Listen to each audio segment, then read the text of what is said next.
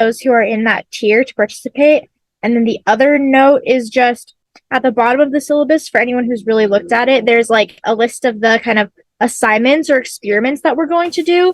But those will like give you kind of what the final assignment is on the day of the lecture, and then you'll do that for the next month until the next lecture. So don't take any of those at face value. They might change. They might stay the same, but that's kind of our guide, so you kind of know what will be going on. But yeah, everything in the syllabus is like pretty solid, up to change though. Perfect. And no questions from anybody? We're officially recording. It doesn't say so on the Zoom side, but we are recording now. No more questions? No? Everyone's stoked? All right, let's do it. So welcome to Critical Media Theory and Digital Literacy. As we've been saying at half the time, the other half the time we say it as Digital Literacy and Critical Media Theory. There's not a proper way of saying it. I guess there is the actual title of the course that begins with digital literacy and CMT. But these are two things that go together well, and each one of them is made up of several other things. What I hope to do in this lecture is give you a quick rundown on what a lot of those components are that make up the thing that we're calling this, or I don't know, I'm calling it a thing. It's not a thing. It's a field. It's a field of knowledge. It's a discourse. Arguably, it's even a discipline if we can figure out a method. But we are early pioneers on a frontier of the mind. This is not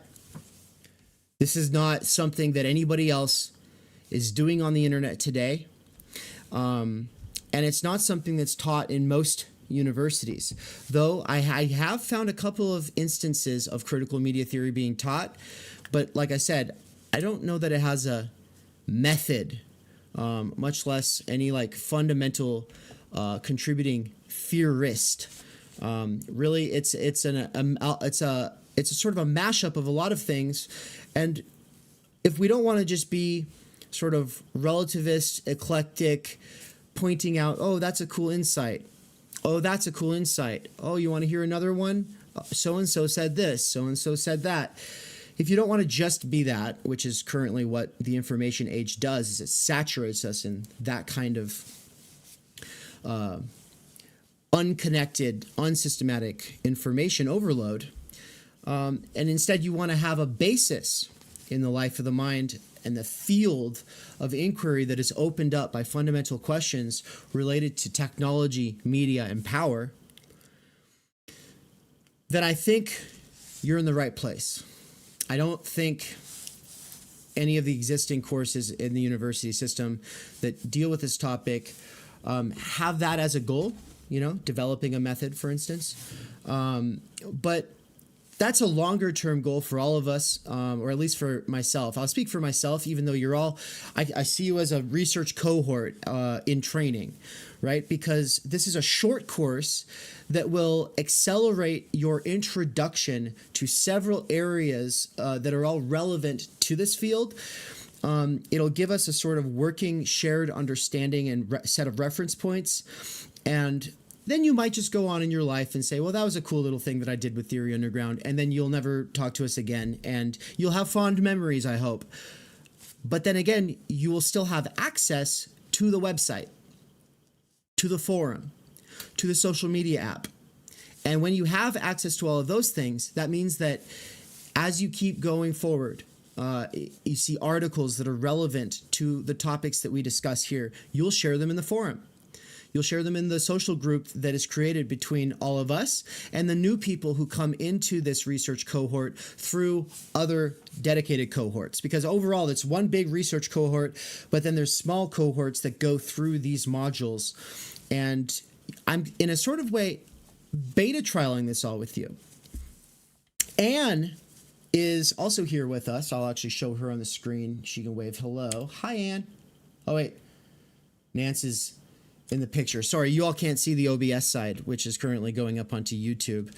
But if I pin Anne, maybe she'll come to the top here. Let's see. Add pin. Nope, that doesn't help. Here, I'll just...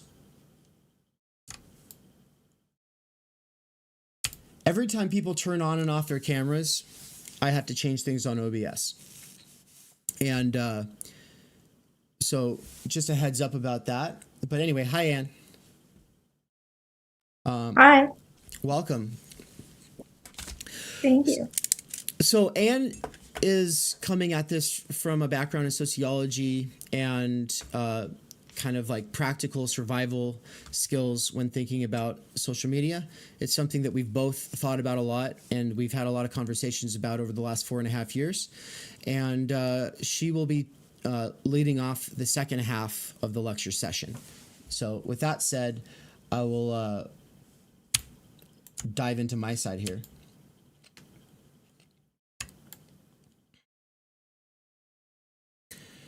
So it says, welcome to phase 1 of an ongoing research effort into using devices instead of being used by them. What is it to be a person in the age of digital cybernetics, mass media, and power that grows at the speed of light? Right? If Descartes had to think about the relationship of church to science because of the Copernican revolution and how it had destabilized everything that anyone had ever thought they knew, we're in a similar position, except I would say it's even more complicated, right? The quote at the bottom that is very hard to see says, thus where enframing reigns, there is danger in the highest sense. And then he shares a Holderlin quote. What is this? This is from The Question Concerning Technology by Martin Heidegger. I wanted to highlight this quote because it's just something I always think about. Whenever I think about people who are saying something along the lines of, oh, technology, but there's something good in it, or oh, technology, yeah, there's good things in it, but they don't outweigh the bad things, right? This is the old debate between optimism and optimism and pessimism, right? I see both as moods, as fundamental moods, as valid moods that reveal things in the world. Those fundamental moods show you things that you wouldn't have otherwise seen. And it's the plurality of perspectives that come together and share what they are seeing that helps us really see what's going on. And so optimists and pessimists at heart, being fundamentally predisposed towards these tendencies, I don't see that as a problem. What I do see as a problem is trying to use your fundamental mood to prop up an ideology that is fundamentally optimistic or pessimistic. Now, you can do that, and I won't judge you too much, but within this space, within this project, the one thing we're all going to try to counter is the tendency to be pessimistic or optimistic, but to instead always try to see what are the concrete possibilities here.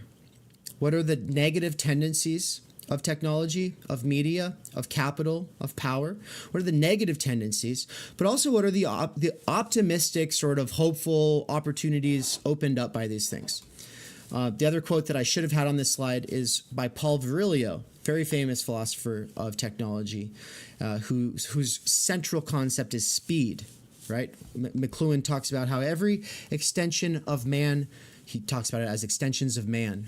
Every extension of the human faculties or capacities through technology and media is an increase of power and speed. And if it wasn't, we wouldn't use it.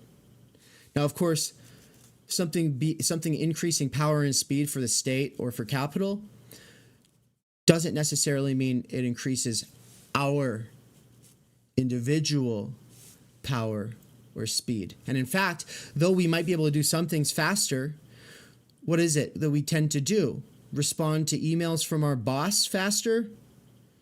That's not increasing our power, right? So whose power and speed is being increased? Marshall? Those are the kinds of questions that we will be asking as we move forward. But bringing it back to the quote I want to share from Paul Virilio, it's so famous. It's cliche. You know, it's almost like you could see it being shared by your parents on Facebook with like some ridiculous imagery, and it would just say, or some sort of like a sensational imagery, and it would say, The quote, with the invention of the shipwreck, no, sorry, well, I gave it away. With the invention of the ship, you also get the shipwreck. It's a paraphrase, but the basic point is, yeah, you get the ability to travel across the whole world, but you also get colonialism, right? You get to the ability to travel across the whole world, but you also get the transatlantic slave trade. You get the ability to travel across the whole world, but empire is officially establishing itself, right, on other continents. Now, of course, Virilio is implying all of that with the metaphor of the shipwreck, but there's also the literal shipwreck, right? I mean, if you read letters between, like the founding fathers of the United States, I only did this with John Adams and Abigail Adams. Sometimes it would take 6 to 9 months for a letter to reach its destination. But sometimes it was like a year and a half later, you get a letter that's like, I think the ship went down. I haven't heard from you in a year, Whoa, that's a different situation. With the invention of the ship, we also get the shipwreck. What does that mean? It means that we cannot be purely positive optimists or negative pessimists. That the predisposition to feel a certain way shows you things, and it opens up possibilities and opportunities that are not even seen on the horizon by other people. And that's why we have to communicate what we see, is because everyone else does not see what we see, right? But theory is the main way of seeing outside of describing whatever's present at hand. Okay? So let's move into it. This is the Lecture 1 outline. What is critical media theory? Which breaks down into what's critical, what's media, what's theory. Marx versus McLuhan. Other ways of seeing: state, influence, philosophy, and technology. And then media.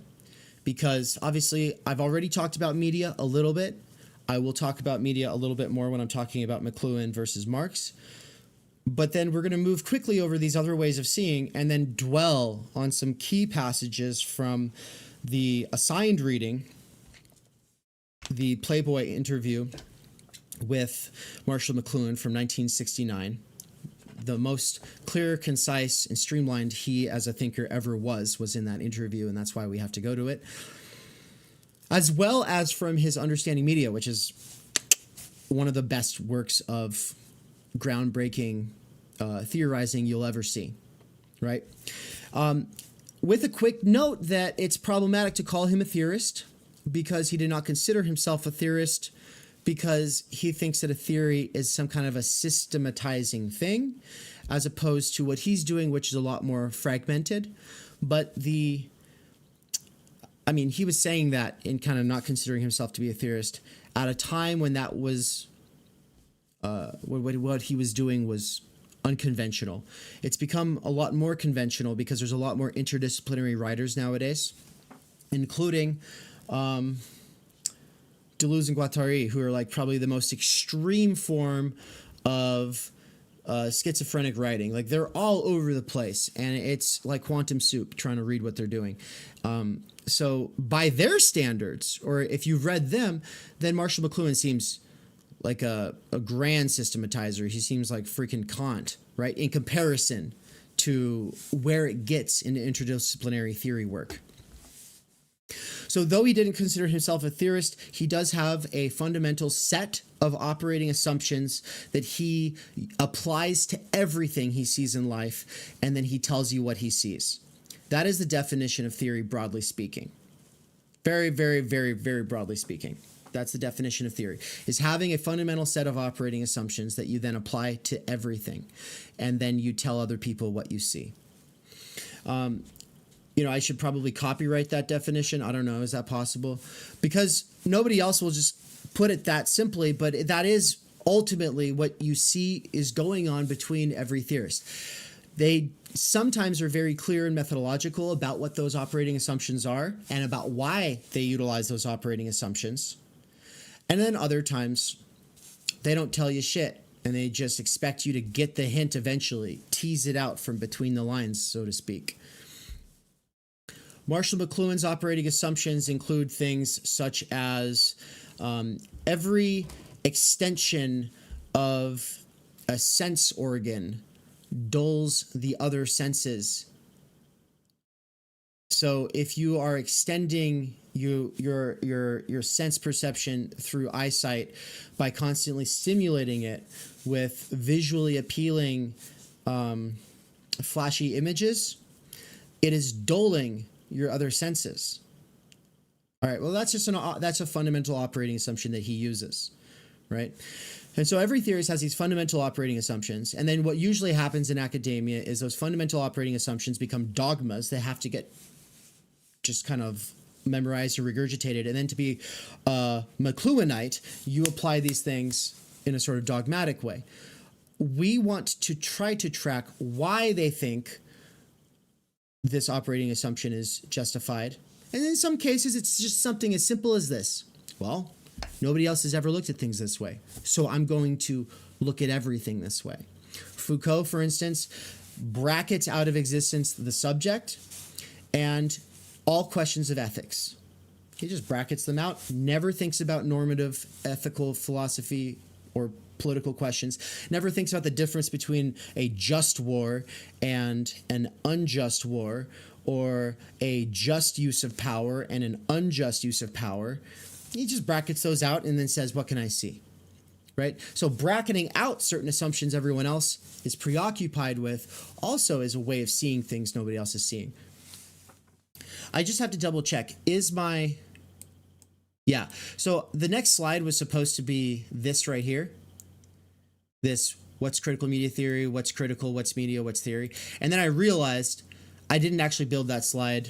I was in too much of a hurry throwing this together.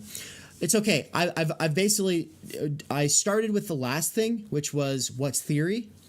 And then we will get into what's critical and what's media, right? Because what's critical media theory? Well, just to reiterate, our working understanding of theory is that it is a set of operating assumptions that you take to heart, mind, perception, interpretation, with all of your encounters, and then you work through that and share it with other people. And that's basically what theory is. And it's done to understand things. You can do that without doing it critically, and you can do that without doing it in relation to media, obviously. Traditional media theory begins with Marshall McLuhan. But Marshall McLuhan is a response to a standard way of reacting to technology, just as Marx is. So Marshall McLuhan is setting himself against the tendency of Luddites, we'll get into that in a second, as well as Marxists. Marx is actually setting himself in opposition to Luddites as well. Luddites were people, I think they were in England, I don't know, it's probably like in the 17th or 18th century. I mean, anybody can correct me. I'm just ballparking here. I'm not exactly sure what their moment was. But industrial capitalism was on the rise, and they blamed the machines because they could see that the machines were speeding up everything, disempowering workers, putting people out of their livelihood. There were economic crises occurring all of the time. People were all of a sudden mass interned in slums in a way that they had not been before.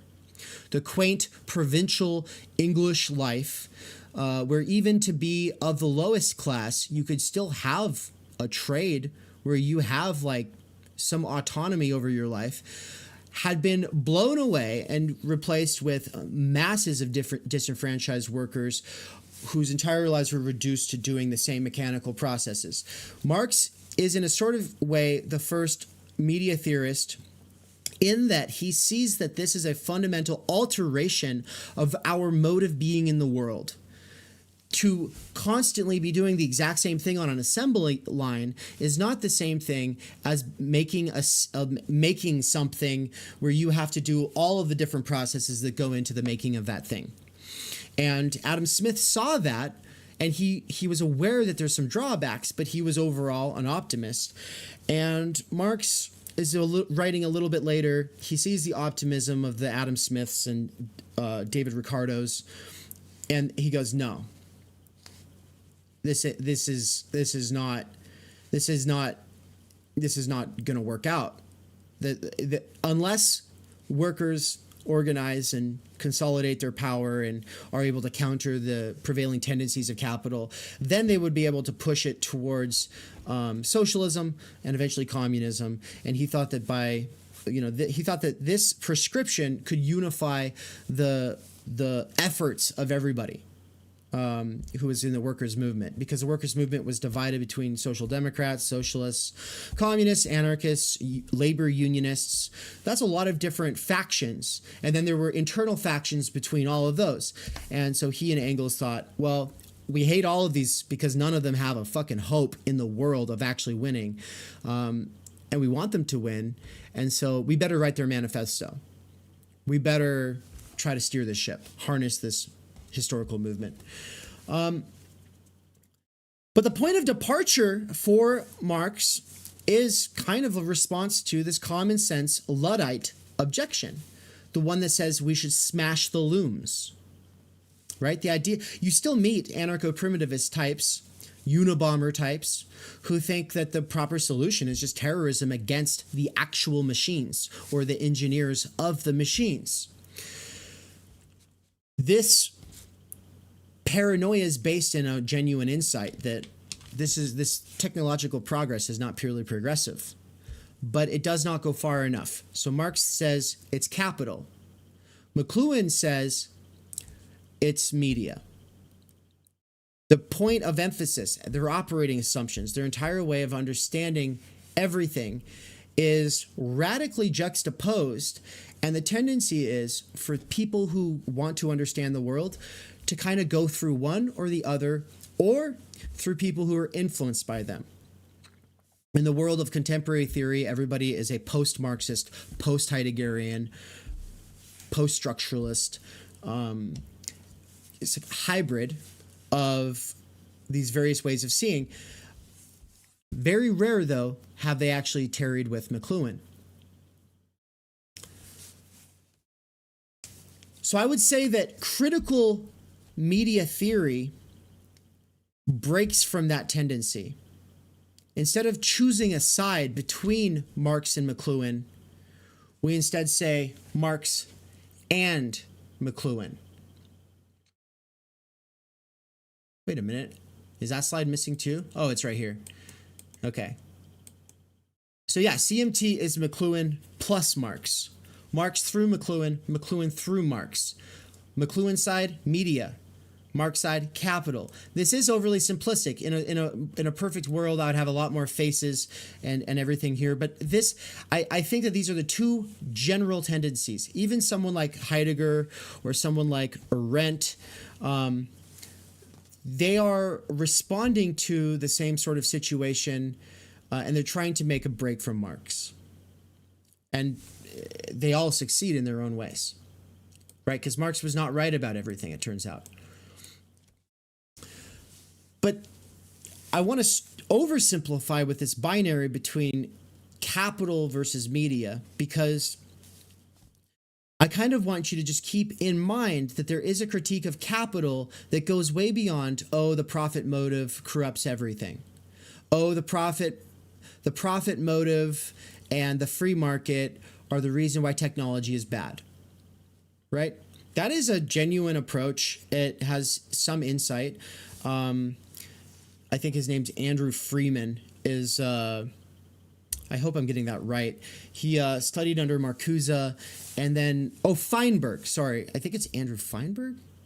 Anyway, he basically spent the last, his whole career in academia. I think he's still alive today.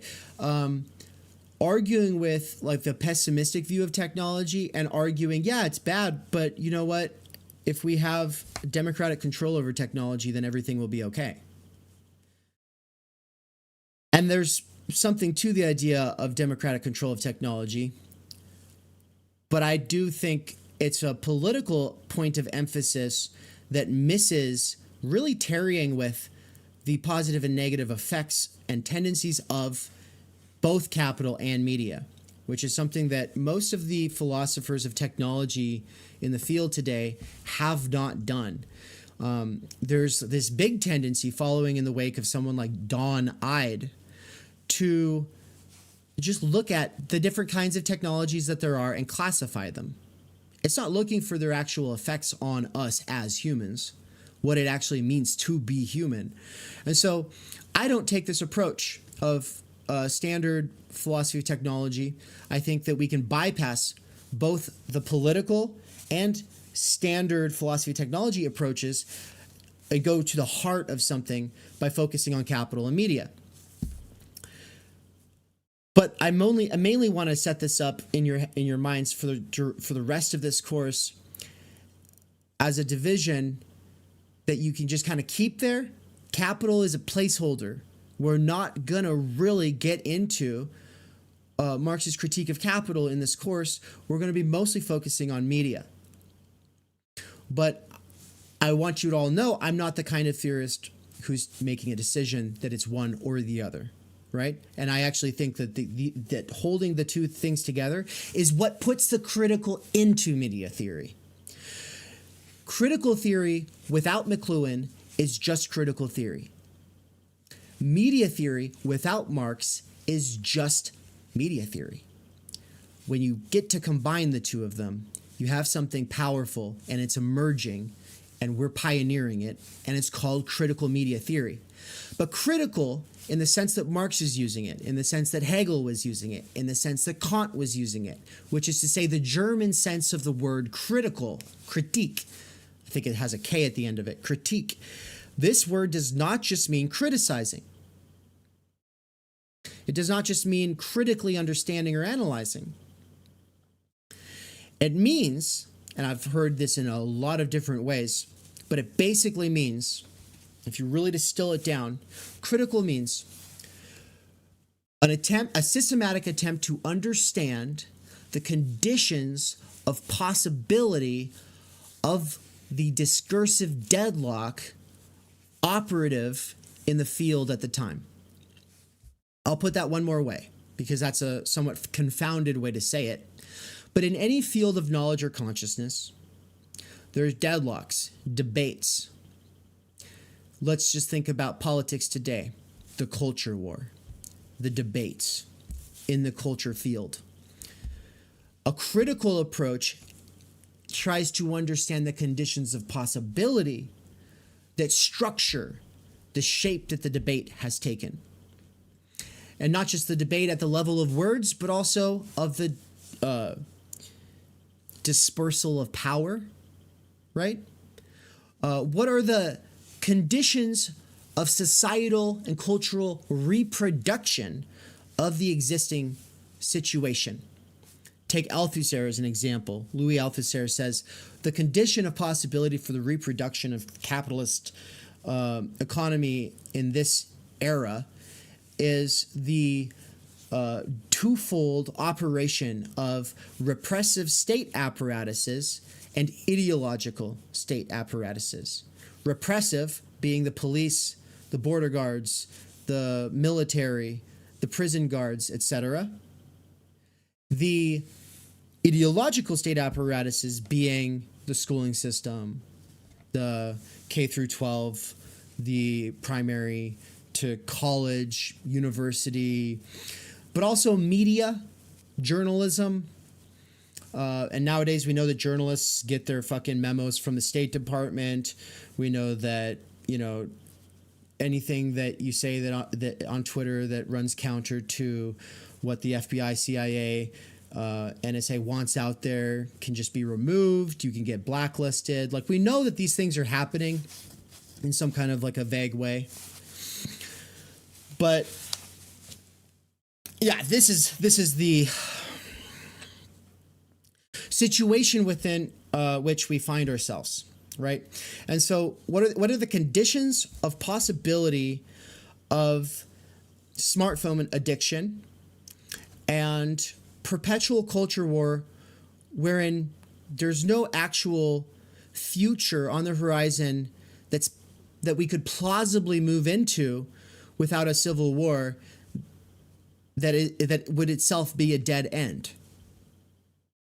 right? Because any big war fought right now between Russia and the United States, between conservatives and liberals in the United States, these kinds of wars, even if you killed everybody on the other side and then everything got settled, there would be no new horizon opened up because people have a misdiagnosis of the problems and their scapegoating of the other side, though the other side is usually deplorable in its various ways, tends to miss the deeper issue that is actually mirrored in both sides. So eventually we'll get into the whole thing about duopoly and everything later on in the course. But for right now, it's just to say that instead of critique, meaning you take up a standpoint within the field and you critique the other side, critique in this tradition of like German critique that Marx is coming from means to systematically try to understand the conditions of possibility for structuring the field and its deadlocks. Only by doing so dialectically, by doing so immanently, by doing so from inside in an understanding way, sympathetically even, only through doing all of this, they think, will we actually come to a higher understanding that paves the way into some new possibilities. Hopefully more plausible than not. Hopefully not just some airy-fairy wish fulfillment, but actually something concrete and deliverable that would actually improve the lives of everyone involved. So that's the critique side. That's the capital side. That's where Marx is coming from. Media theory does, I would say that it still thinks about the conditions of possibility. I would say that it does so critically, whatever. But McLuhan doesn't think about power in any sort of a systematic way. He definitely doesn't think about class. He doesn't concern himself with the negative except to kind of put caution signs on things and say, well, if we don't understand what we're doing, if we don't understand what we're in, then we're all fucked. But I wrote the book on understanding this stuff, so as long as people read it, things will be okay, right? It's a more mental approach. It doesn't actually require organizing, like Marx assumes we actually have to change the world. McLuhan thinks understanding the world will be sufficient because we're always changing the world. But at least if we understand what we're doing, then changing the world, it'll be positive. Okay? Both Marx and McLuhan have their own approaches. And for the rest of this course, it will be more focused on the McLuhanite way of seeing. And then in future courses at Theory Underground, we'll get into capital. But I only dwelled on this for the last 20 minutes because I really wanted the idea of critique as a systematic approach to understanding the conditions of possibility that structures the deadlocks within the discursive field. I wanted that to be something that I kind of really drive home here at the beginning so we can carry it forward. It's something that I don't want to have to keep repeating too often until, like, I'll say it until I feel like we all get it, right? But it's not something I want to keep saying for the rest of my life. It's a long-winded, verbose way of saying something. It's using it sounds like a lot of technical mumbo jumbo. But there are certain baseline operating assumptions that we have to share if we are to be having a conversation in the same field where we even understand one another. And in the future, when other people have joined this cohort, you will know that everyone who's in the room, everyone who's in the forum, everyone who's in the social media app who's doing stuff related to CMT understands that's what's meant by critique. Okay? And if you ever just want to say my critique, and I just mean a critique, like a normal critique, colloquial critique, valid. But the operating assumption going forward in this course is that when we say critique, we're holding it to that level of aspiration or goal that Marx and Hegel and Kant had set themselves. All right. Is everyone tracking so far? I'm really sorry that Philip's camera is not working, but maybe next time. He said he has to go to a guy to get it fixed. But we already touched on pessimism versus optimism, so I can skip it. And all I have to say about the critique of colonialism is that both Marx and McLuhan have one. So there are really cool moments where they meet and agree, and then there's really interesting divergences where I'm not even sure if their arguments are missing one another or not. Marx wrote this essay called "McLuhan is a Bourgeois Shill," and published that. Okay, Nance is laughing because he knows I'm joking. Yeah, no, he did. Marx did not write about McLuhan, but McLuhan did write about Marx, and so I'm actually going to do a quick little word search through Understanding Media, which I have pulled up here on the screen. Everybody can see it, right?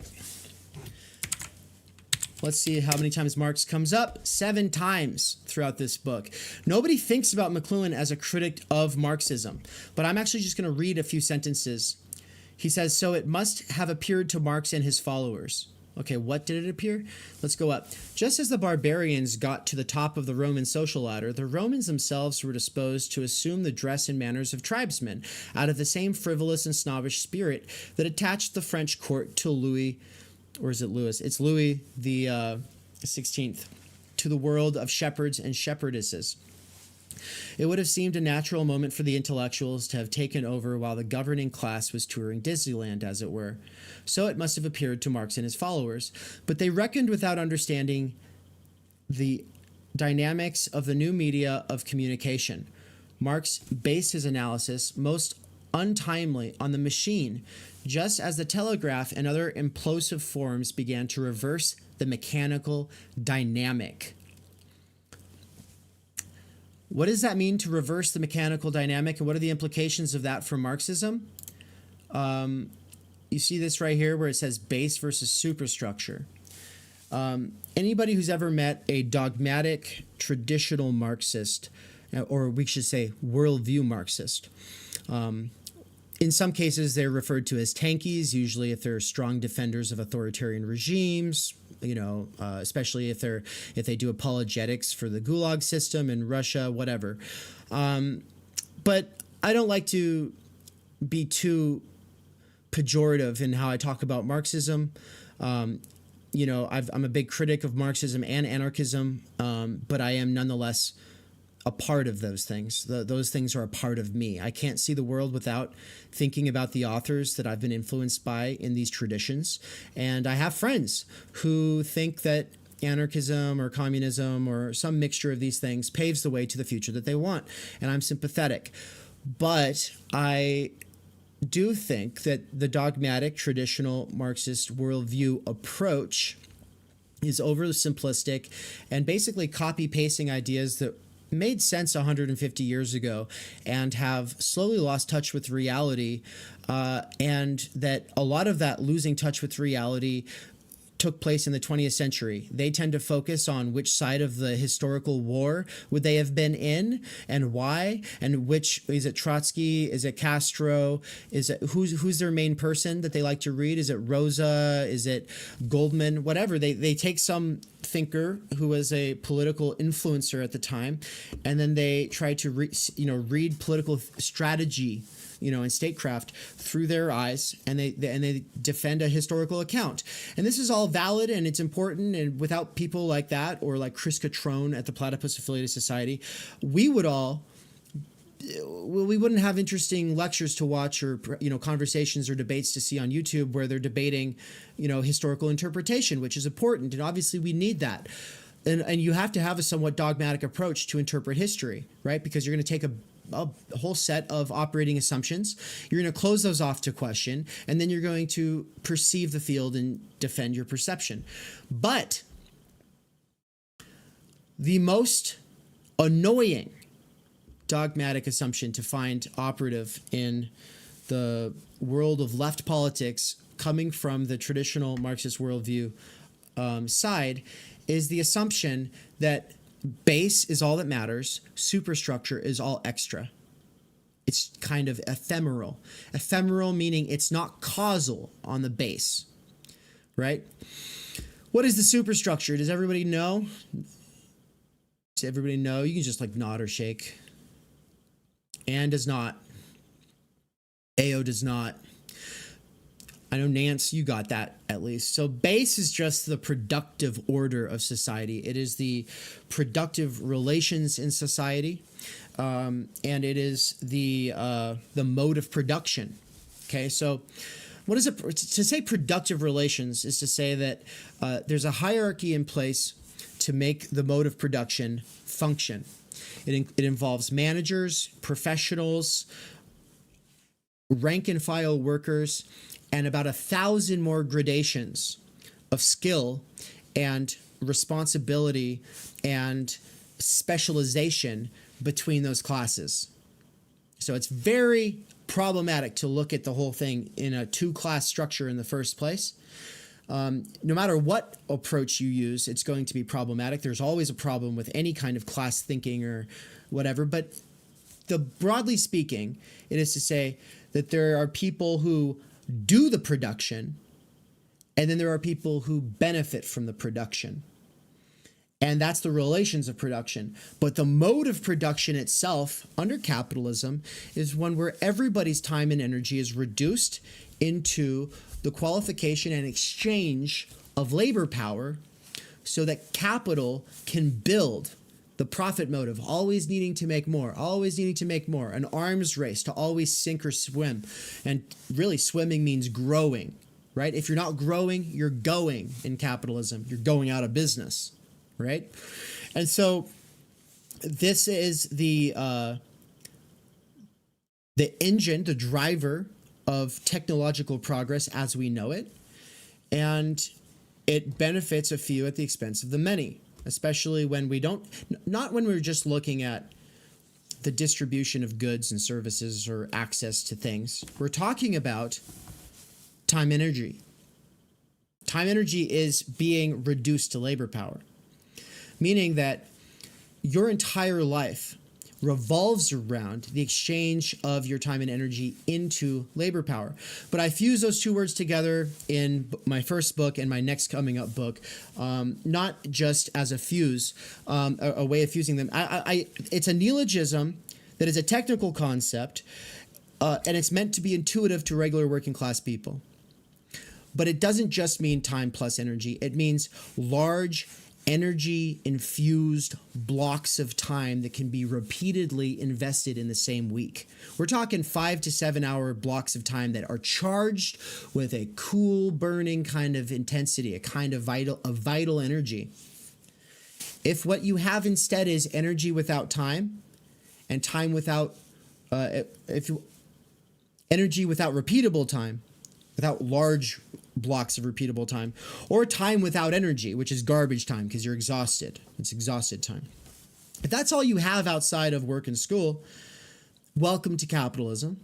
Welcome to not actually having time energy, because your time energy has all been converted from a potential that you could have used towards a million other things like building relationships, building skills, etc., into the exchange of labor on the market.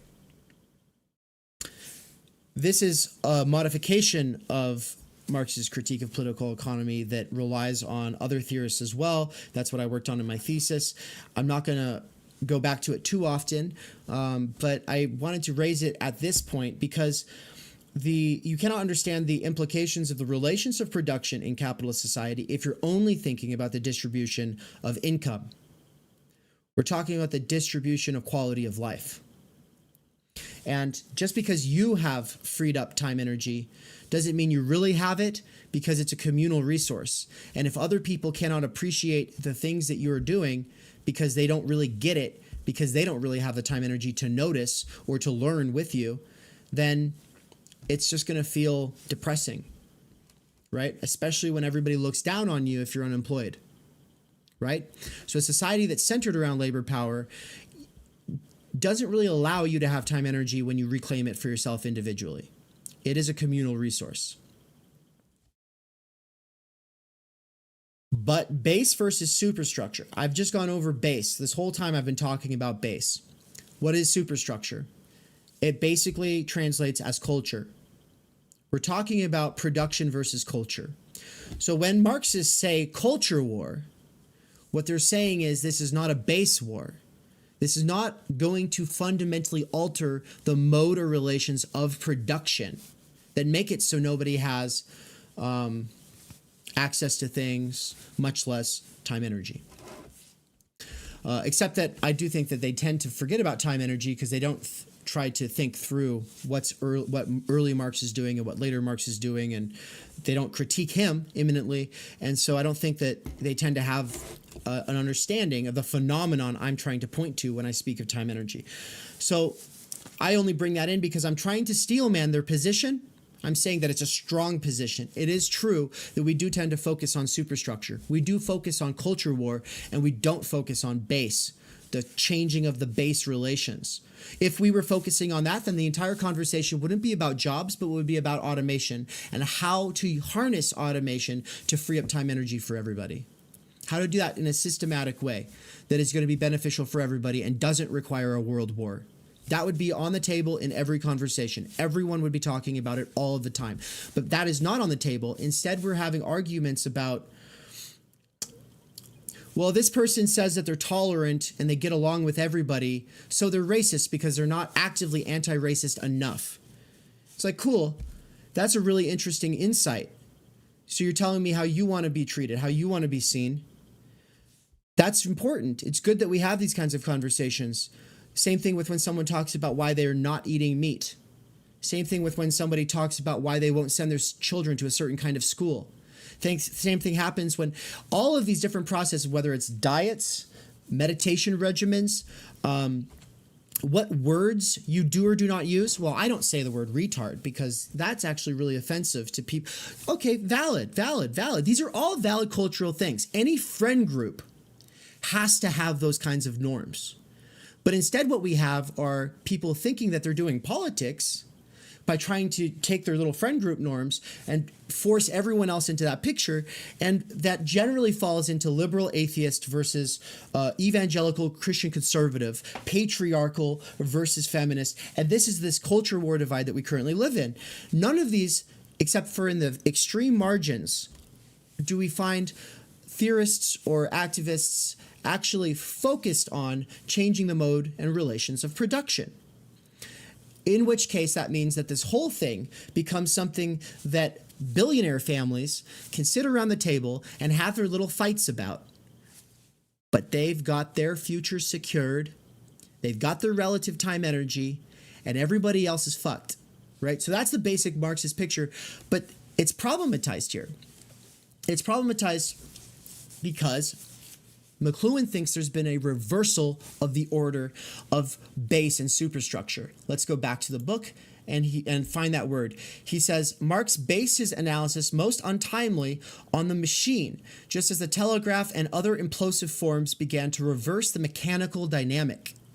If we're thinking that base determines everything that happens at the level of culture, that everything that people talk about at the level of culture is downstream from in the causal order, that the culture doesn't change the mode of production, then we find out, oh, but there's been a reversal of the mechanical dynamic. The question is, what are the implications of that?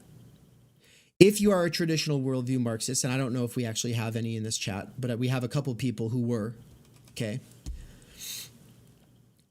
then what are the implications of that? I want you to think about it. I want you to work through it. I want you to wrestle with McLuhan the way that Marx would have. People read Marx in his polemics when he's just arguing with people in the newspaper, and they think, oh yeah, he's calling people names. He's basically like fist fighting with people through words. Lenin was like a master of this. You know, he could humiliate people, but never actually get to any real point. It was all a showmanship thing, right? But that was not the theoretical Marx. The theoretical Marx really dwelled with Ricardo and Adam Smith and John Stuart Mill. And though he has his fundamental disagreements with them, he has an intimate, sympathetic, critical read of everything that they discovered. Okay? So I think that Marxists should probably, even if you are a traditional worldview Marxist, still read McLuhan as a profound critic of your worldview. Now, the way that a slightly more mature worldview Marxist gets out of all of this is just to say, well, it's dialectical. Base and superstructure are dialectical. Both sides affect both sides. And after a certain point, then if it's so dialectical in its causal order, then why do we actually have to prioritize the base over the superstructure? If the superstructure also can determine the base, then why can't we focus on the superstructure, since that's what everybody wants to focus on anyway? Right? That's a critical question for Marxists. Let's keep going through this, though. I'm going to read a couple more quotes. How much later is this? It's still in the beginning of the book. Page 49 of the PDF out of 396 pages. It says, Marx was an impressionable recipient of these doctrines. What are these doctrines? Let's start from the top. As the 19th century heated up the mechanical and disassociative procedures of technical fragmentation, the entire attention of men turned to the associative and the corporate. In the first great age of the substitution of machine for human toil, Carlyle and pre-Raphaelites promulgated the doctrine of work as a mystical social communion, and millionaires like Ruskin and Morris toiled like navvies for aesthetic reasons. Marx was an impressionable recipient of these doctrines. Most bizarre of all, the reversals in the great Victorian age of mechanization and high moral tone is a counter strategy of Lewis Carroll and Edward Lear, whose nonsense has proved exceedingly durable. While the Lord Cardigans were taking their blood baths in the valley of death, Gilbert and Sullivan were announcing that the boundary break had been passed. So you'll notice that he's never taking on Marx head on. It's always a sort of aside. He's lumping Marx in with a bunch of other people and moving on. Never does he actually show that he's taken any serious time to engage with Marx, which makes me always think he's talking about Marxists. That's what I always think. You're not actually arguing with the thinker. Oh, look, one of the instances of Marx in here is the Marx Brothers. So I take back that it... Oh, and another one is Marx Brothers. So 2 out of 7 were actually the Marx Brothers. Okay, and then let's read this one. This active fragmentation and delegation, by the way, just media. It's extensions of the human...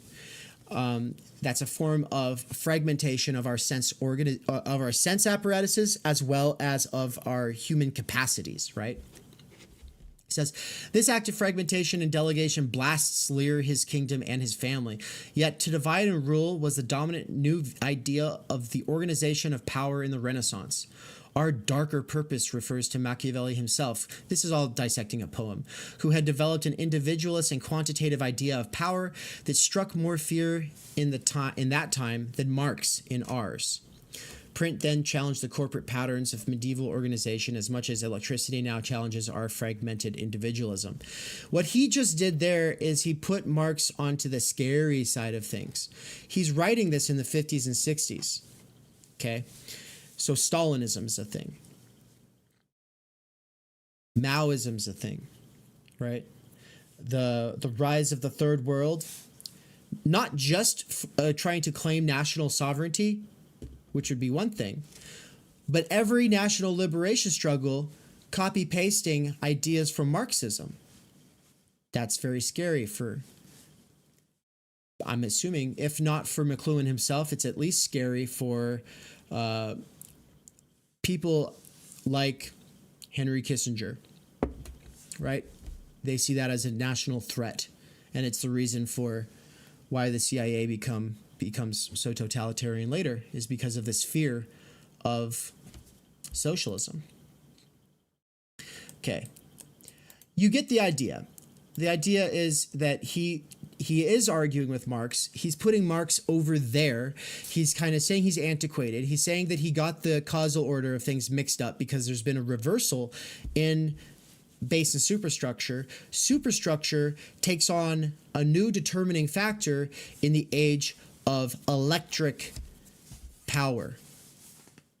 Marx is thinking about steam power, right? Like he's not thinking about the electric age, right? Like he's seeing the beginning of the electric age, Obviously, steam leads to electricity, but the point is one of emphasis, one of mechanization moving into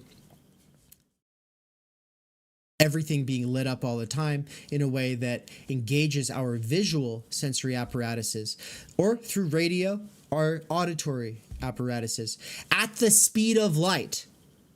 He calls the light bulb information without content. The light bulb itself is information without content. It's a pure form, no content, right? It fundamentally alters our relations to one another and the earth, right? The discovery of fire was a very big deal for us as people, right? Like, oh my God, in human history, the discovery of fire, that's a big deal because now we can stay up later than bedtime. But when everybody's got light bulbs they can just flash on in their own in their own homes, we're on some other level now. And everybody's able to be in their own little lit up worlds with no reference to the clock. We've got people who wake up and work at 4 a.m. in the morning. We've got people who wake up at 2 a.m. in the morning. We got people who go to work at 10 p.m. at night. There's this idea that everybody is kind of like, oh, we all go to work and work a 9 to 5. It's a thing of the past. We all know this. Everybody's on their own time, atomized time, right? That becomes possible because of the light bulb. So what does the form render possible, right? So when we think of media, we think of CBS, NBC, CNN. We think of the New York Times, The Guardian, Fox News, MSNBC, right? We think of news, and we think of alternative news. We've got the Majority Report. We've got the Young Turks. We've got the Daily Wire. We've got Ben Shapiro, right? There's a spectrum of left to right alternative media. And then there's mainstream media. But this is not media the way that McLuhan is using the term. Even though he does think superstructure has taken over, for him, it's not the content of the superstructure, it's the form. The form itself has changed our ways of relating. Going back to his critique of colonialism, Marx sees that as a way of enslaving and extracting humans and their resources, as a way of enriching the core countries. But McLuhan sees it as a natural evolution of roads, maps, ships, combined with phonetic alphabet. Phonetic alphabet is the number one vehicle of imperialism. Yeah, China has its own little empire thing that it's been doing for a long time, and it seems to be on the rise right now, so people talk about the century of China. China has imperial relations with all of the countries in its vicinity. China is also in Africa, like the United States is right now, extracting rare earth minerals for smartphones and the computers that we're doing this course through. So there is actually a resource war between China and the United States that has been going on for a long time. It was only like 5 years ago, I think, that word got out that we actually have like 7 secret bases in Africa. And that these are all ultimately about securing regions so that we can extract rare earth minerals for Silicon Valley. China is also doing it. They are a kind of empire, but there's a different kind of empire that comes with phonetic writing. Phonetic alphabets are not based on images the way that the Chinese alphabet is, the way that the Egyptian hieroglyphics were. The phonetic alphabet, and Anne will get way more into this once we pivot over into hers. The phonetic alphabet turns our eyes into ears. That's what McLuhan says. It turns our eyes into ears because it's about the thing that you're reading sounding like the thing that we say. It's not just an image we associate with something else. We actually have a little voice inside of our head reading as we read quietly. We're listening even though we're just looking at something. We're not actually hearing anything. We're just staring at a page. There's a numbness of the spirit. There's a coldness of distance, and there's an amazing opportunity of speed and power for someone very removed from a situation to intervene in some other situation. That's the perfect recipe for mass imperial expansion. And the biggest factor here is that it makes it easy to appropriate other peoples into the language. Because you go, oh, they have a word for that. It sounds like this. Well, do we have to know what their symbols are? No. We can ape the sound of what they're saying with our own alphabet. We can bring it all into the English language. We can bring it all into one of the languages that is Greco-Roman in origin, right? So for McLuhan, the understanding media, one of his fundamental operating assumptions is that tribal people have a huge advantage over literate man. This is his language. I don't normally refer to literate humans as literate man, but it's his language. What is this? This prioritization of tribal over literate. Obviously, he's playing off of like this widespread notion that there are people who aren't literate in at least the written word.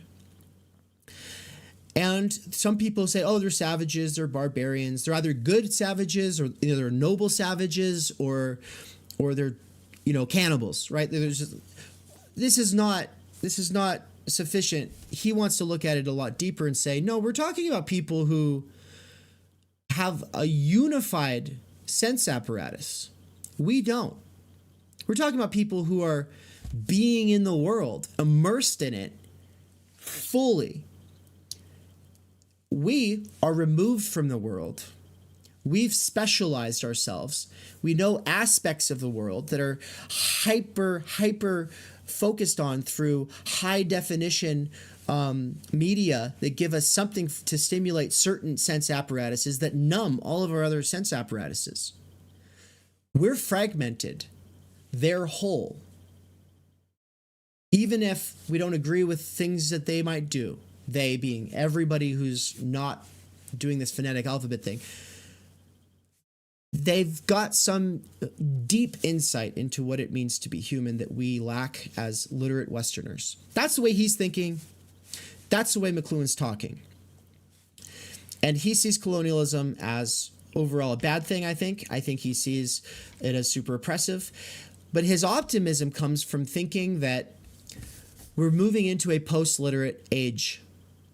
And that moving into a post-literate age means that we're going away from this mass atomized civilization towards a global village. People with unified senses consuming the same media are all going to be on the same page.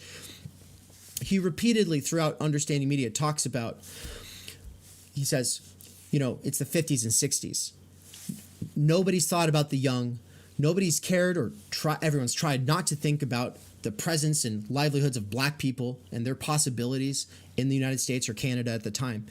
All of a sudden, everybody's talking about it. And obviously the 60s radicals, civil rights, everybody's talking about it. And McLuhan's saying, I'm not just looking at the content of the current conversation about civil rights. He's thinking about what are the conditions of possibility for this conversation. The conditions are that we've been removed from the other. We can just see one another now on the television. This is, remember, at the time that the Vietnam War protests are going off because it's the first televised war. This is why he's optimistic about if we just understand the potential in our media, then we can become a global village. In the same way that Marx said, if we can just understand the potential of capitalism, then we could move through it into socialism. They're both optimistic in a sort of sense. They're just looking at different things. Now, all I really want to do before we close this thing out is read a couple of quotes. Can everybody see this nice and big? Nance, could you read this quote?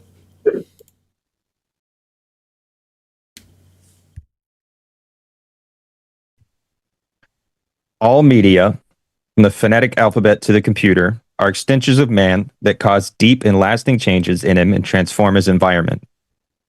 Such an extension is an intensification, an amplification of an organ, sense, or function, and whenever it takes place, the central nervous system appears to institute a self-protective numbing of the affected area, insulating and anesthetizing it from conscious awareness of what's happening to it. It's a process rather like that which occurs to the body under shock or stress conditions, or to the mind in line with the Freudian concept of repression. I call this peculiar form of self-hypnosis narcissus narcosis, a syndrome whereby a man remains as unaware of the psychic and social effects of his new technology as a fish of the water it swims in. As a result, precisely at the point where a new media-induced environment becomes all-pervasive and transmogrifies our sensory balance, it also becomes invisible.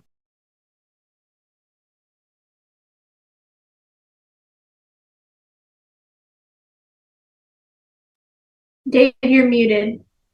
Oh, thank you. Yeah, so that which is closest to us becomes hardest to think about. So, this binary between media and capital, I've said it before. What is it? Which one are we focusing on? Media. But we are keeping in mind that the critique of capital is necessary, and we're going to bring it into dialogue later, because it's not something that McLuhan ever thinks about too much, though he does hint at it. Like right here, if we just word search the word lease. Oh no. Are you serious? Lease comes up with release. I don't want that. Okay, there we go. Let me read from the top here. Perhaps the most obvious closure or psychic consequence of any new technology is just the demand for it. Nobody wants a motor car till there are motor cars, and nobody is interested in TV until there are TV programs. My friend Gideon, who passed away just a couple years ago, was like 84 when he passed away, and he was like 23 before he saw his first television. He also lost his virginity at the age of 13 in a brothel in Nevada. Weird times. None of us find that relatable. This power of technology to create its own world of demand is not independent of technology being first an extension of our own bodies and senses. When we were deprived of our sense of sight, the other senses take up the role of sight in some degree. But the need to use the senses that are available is as insistent as breathing. A fact that makes sense of the urge to keep radio and TV going more or less continuously. You notice how he's not stigmatizing this need to keep the thing going, because it's an actual, come on, we've got to keep, we have a joy or enjoyment that comes from our senses, right? Freud says that there's a drive for each of our senses, right? We cannot separate the enjoyment of just having the television on without thinking about the enjoyment or drive that's tied up in the visual and or auditory apparatuses. The urge to continuous use is quite independent of the content of public programs or of the private sense life, being testimony to the fact that technology is part of our bodies. Electric technology is directly related to our central nervous systems, so it is ridiculous to talk of what the public wants played over its own nerves, right? So what the public wants doesn't matter so much as what do our nerves need? This question would be like asking people what sort of sights and sounds they would prefer around them in an urban metropolis. Once we have surrendered our senses and nervous systems to the private manipulation of those who would try to benefit from taking a lease on our eyes and ears and nerves, we don't really have any rights left. Leasing our eyes and ears and nerves to commercial interests is like handing over the common speech to a private corporation, or like giving the Earth's atmosphere to a company as a monopoly. Something like this has already happened with outer space, for the same reasons that we have leased our central nervous systems to various corporations. And he wasn't even he's not even, were there satellites at this point? There might have just become satellites. I think he might touch on satellites. Does anyone know? Because, like, I mean, is this still during the space race with Russia? And, like, when do we actually get our first satellites into space? Okay, those are just questions to raise. But the point is, obviously, we've privatized space. Our sensory apparatuses are including objects flying around the Earth from space. I listen to the sound of Mars from time to time. Our sensory apparatus currently is attached to Mars, but only through Elon fucking Musk. So I can listen to what it sounds like on Mars right now, but only because of a billionaire who's monopolized those pathways currently. Here, that's the sound of Mars.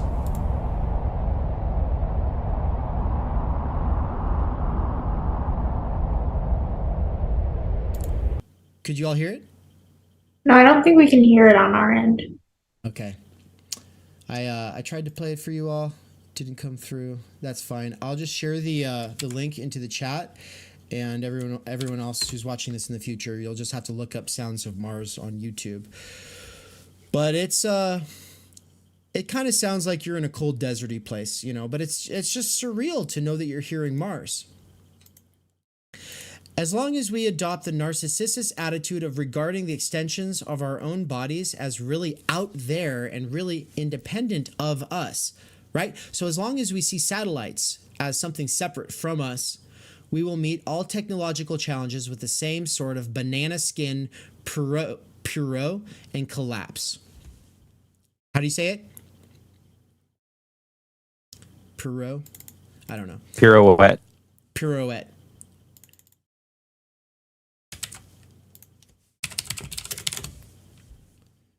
An act of spinning on one foot, typically with the raised foot touching the knee of the supporting leg. Pirouette. Yeah, it's a ballerina move. Sick.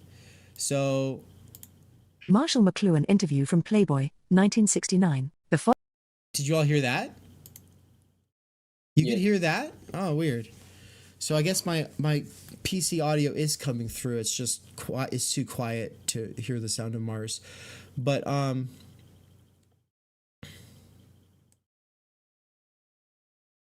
now we just got to talk about, what about the state? What about propaganda? Main philosophies of technology. And then I wanted to close out on a couple of quotes, but at this point we've gone on too long, and I got to turn it over to Anne. And so what I'll just do is a fast version to say that okay, the only reason I read that quote ultimately was so that I could drive home a simple point, and that is that he does see the privatization of our sensory apparatuses as a crime, as a threat, as a danger. He just thinks that if we understand that's what they are, then they can be made in common, and therefore we will be a part of the global village. He does have a critique of capital, because right here he has a critique of privatization. The issue is that he doesn't really understand what capital is. He's just thinking about privatization. That's the same error of traditional Marxists. Traditional Marxists make the exact same error when they think that simply making something public means that you've abolished the commodity form, instead of, well, now you're regulating it using a bureaucratic committee, right?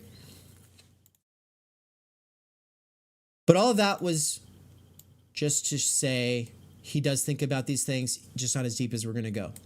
What about the state, right? Obviously, capital wants to increase its power, but so does the state. Historically, the state is always trying to expand its ability to see, to render its subjects legible, to render us, the beings who are possible, the beings who choose their possibilities, the beings who have radical different experiences, to reduce us all into the same, to reduce us all into something predictable. And obviously, insofar as we all cultivate our identities in hyper niche ways online today, we're the same.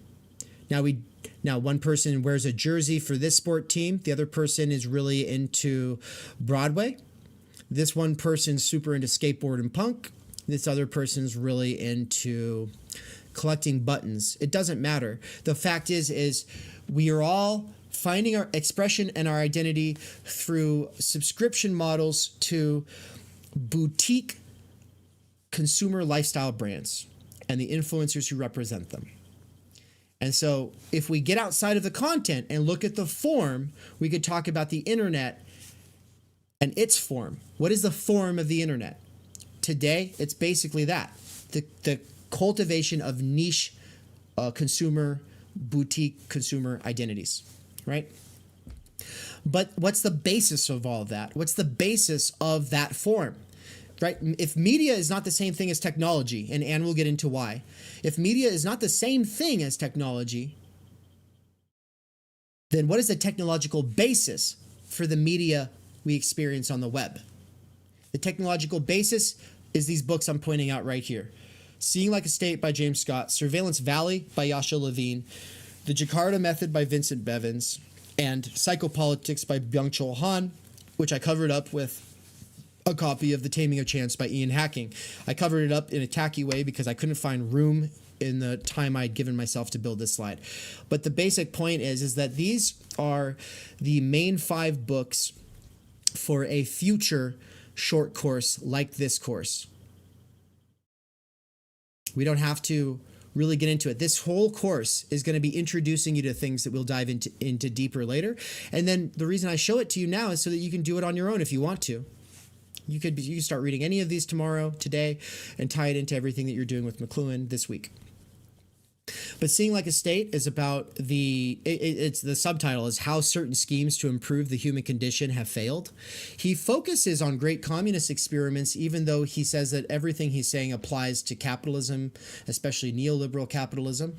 It's basically a critique of high modernism, which is the idea that everything can be centrally controlled and built from top down. And the basic point is this is a simplistic idea of what knowledge, truth, and science actually is that fundamentally misunderstands localized forms of knowledge. And he uses a lot of post-colonial theory to get there. But that post-colonial theory actually gets its basis from Heidegger's Being and Time, which some of us are reading right now. And it's basically just to say that there's kinds of knowledge that are locally based that don't fit into textbooks. They cannot be put into a textbook without losing something. I'll use the perfect example from the end of the book. Native Americans on the east coast of the United States were able to show the settlers how to grow corn. Now, the settlers had been trying for years. The corn was failing.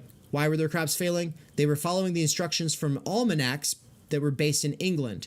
Almanacs in England said, on this date, in this month, in the spring, you plant the seeds and they will grow. They were doing as they were told. It was not growing. The Native Americans said, well, no, you have to wait until the oak leaf is the size of a squirrel's ear. And it turns out that this is genius because the date that the oak leaf is the size of a squirrel's ear changes depending on altitude, depending on climate. But for some fucking reason, squirrel ears and oak tree leaves correlate from lowlands to the tops of mountains. It doesn't matter if the climate is different. As long as you follow this one heuristic, you will succeed in growing corn on the East Coast of the United States. That's a weird kind of knowledge to put into a book for empire builders. Why? Because empire builders want the same thing to work everywhere. They don't even care if it's not as good. They just want it to work. So rich cultural diversity and local control and forms of knowledge deprioritized for the sake of predictive power, for being able to have the same results at an expanded region of control. Okay, so Surveillance Valley is about the rise of the internet. It's called The Secret Military History of the Internet. And the basic point is that it's not something that came from a bunch of hippies. The hippies that were helping develop the internet were working for the State Department and the CIA. And the goal was expressly anti-communist. The bros who hung out and went golfing together, who were paying those hippies were a bunch of bros who were fundamentally concerned with the rise of communism, and rightfully so, because it was doing pretty good for a little while, right? Even though it was terrifying in various ways. Their fear is equally terrifying, and their surveillance state apparatus is also worrisome. And the way that it links up with capitalism is interesting, to say the least. The one book I should have fit on here was actually Platform Capitalism, because it's really it's the how that links up. But the Jakarta Method is the same kind of book about, or it's similar in the sense that it's about how the United States became totalitarian abroad because of its fear of communists. The actual genocides carried out in the maintenance of the regime. And so we're talking about millions of people who did nothing worse than vote for Bernie Sanders, basically, getting killed. Right, we're talking about the CIA going into other countries, equipping radicals with radical reactionaries with machetes, and sending them to go chop up everybody on lists. You want to talk about cancel culture? Lists of names to go chop up with machetes. That's fucking cancel culture. Okay. And then obviously, the Taming of Chance is about the law of large numbers. It's about statistics. It's about humans being reducible to some degree to behaviorist models, right? Because, yeah, as an individual, you do singular things nobody else does, but you also participate in society the way a lot of other people do as well, and it's predictable. And when you zoom out far enough and you got enough big data, you're able to do crazy, crazy stuff. And that's why data is more valuable today than oil. And we all know that we go to war over oil. We all know we go to war over oil. This is the state capital complex technical basis for internet culture today. We want to talk about base over superstructure. That's the base. That doesn't mean we can't utilize formats that go against the medium.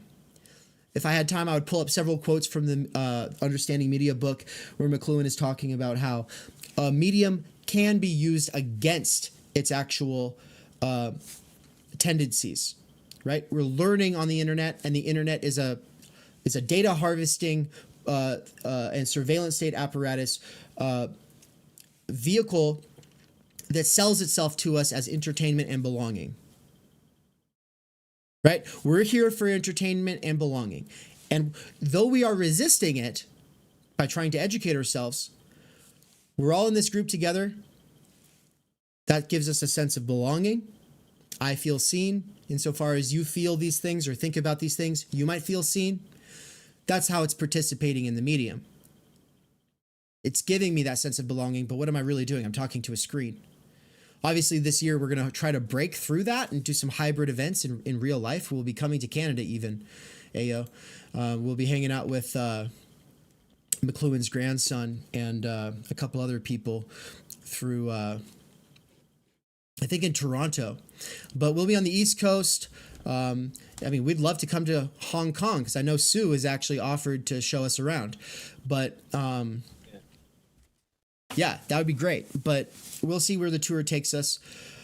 But we're going to try to break through these things and actually do something beyond just feeling like we belong to something because we tuned into something. We're going to always try to resist the passive entertainment mode with activism. Activism in its etymological sense, our Spanish teacher told us, does not mean what it means for Americans. It means instead of being a passive consumer, you make things happen. You grab life and you make change. It doesn't mean that you go to protests. It doesn't mean that you throw rocks at windows. It could. That's a form of activism. But activism, more broadly speaking, means doing an exegetical reading instead of just listening to it on a robot reader. It means grabbing the bull by the horns and exercising yourself actively. Obviously, though, everything about this apparatus makes us want to consume in an entertainment mode that is passive. And we'll get more into that. That's the stuff of another course, but it will be touched on throughout this. What about propaganda and advertising? This is actually an upcoming module, so I don't have to spend as much time on it. We will You will have selected excerpts from these readings, as well as some quotes that we'll read out. But basically, I've got Orion Klaff's Pitch Anything, which is kind of funny because it's like a bestseller aimed at advertisers. But basically, he has developed a way of thinking about framing and human behaviorism and instinct and reactions that is fucking deep. And it was theory people who put me onto this book in the first place. Theory people who hate books like this, but were like, this is fucking amazing. You have to. Manufacturing Consent is obviously very popular. Noam Chomsky. A Summary of Propaganda by Edward Bernays. Actually, it shouldn't be a summary. We will actually just be reading from his actual propaganda. And then Jacques Ellul, his propaganda, The Formation of Men's Attitudes, it says. Now, this is an aspect of media that I think a lot more people are familiar with. We're not going to spend very many modules of this course, not very many months of this, thinking about this aspect because everyone tends to think about it. The one book missing from the list is Hate Inc. We're going to focus a lot more on that one because I think everyone gets the basic points about propaganda and manufacturing consent. Everyone gets the basic points about being manipulated in our fucking reptilian brain, like, being influenced at the level of sensation and, fear stimulus. We all get that. And we'll go over it. But Hate Inc. is about how manufacturing consent is a thing of the 90s, and now we're in a new situation that relies on duopoly. And for that, we'll be drawing from Matt Taibbi and Jean Baudrillard. They're the two. One is the more popular version. The other is more like academic theory version. But they're both talking about a change away from mass consent and the strong middle, right? The general consensus model of governance and propaganda. No, it's no longer about a general consensus. Now it's about keeping two sides alive that are selling us something that's not exactly what they're telling us it is that they're selling. Main philosophers of technology that we'll be dealing with are Martin Heidegger, Paul Virilio, and Bernard Stiegler. Bernard Stiegler is a really big deal. He wrote Technics in Time, the 3 volumes. Virilio is a really big deal because, in the sense that every technology that we use increases our power and speed. Nobody's thought more about speed as a philosophical concept than Paul Virilio. And the question concerning technology is just one of the most foundational works in the whole world of such things. So we will get into that as well. And then just to reiterate, media, it's not the same as technology. They're the extensions of man. They're the extensions of the central nervous system when we're talking about electric technology. And then examples include maps and roads, skin and clothes, phonetic alphabet, printing press, electric technology, including lights. And all of this is fundamental to power expansion, colonialism, empire. The other quotes about slavery is basically just to say that we are slaves of the devices that we use. We are used by those devices when we think we're using them, unless we develop our critical faculties to be able to gain some distance from these things. And so insofar as you're dealing with cell phone addiction, it's related to that. These other quotes, we'll just have to skip for now. What about ourselves?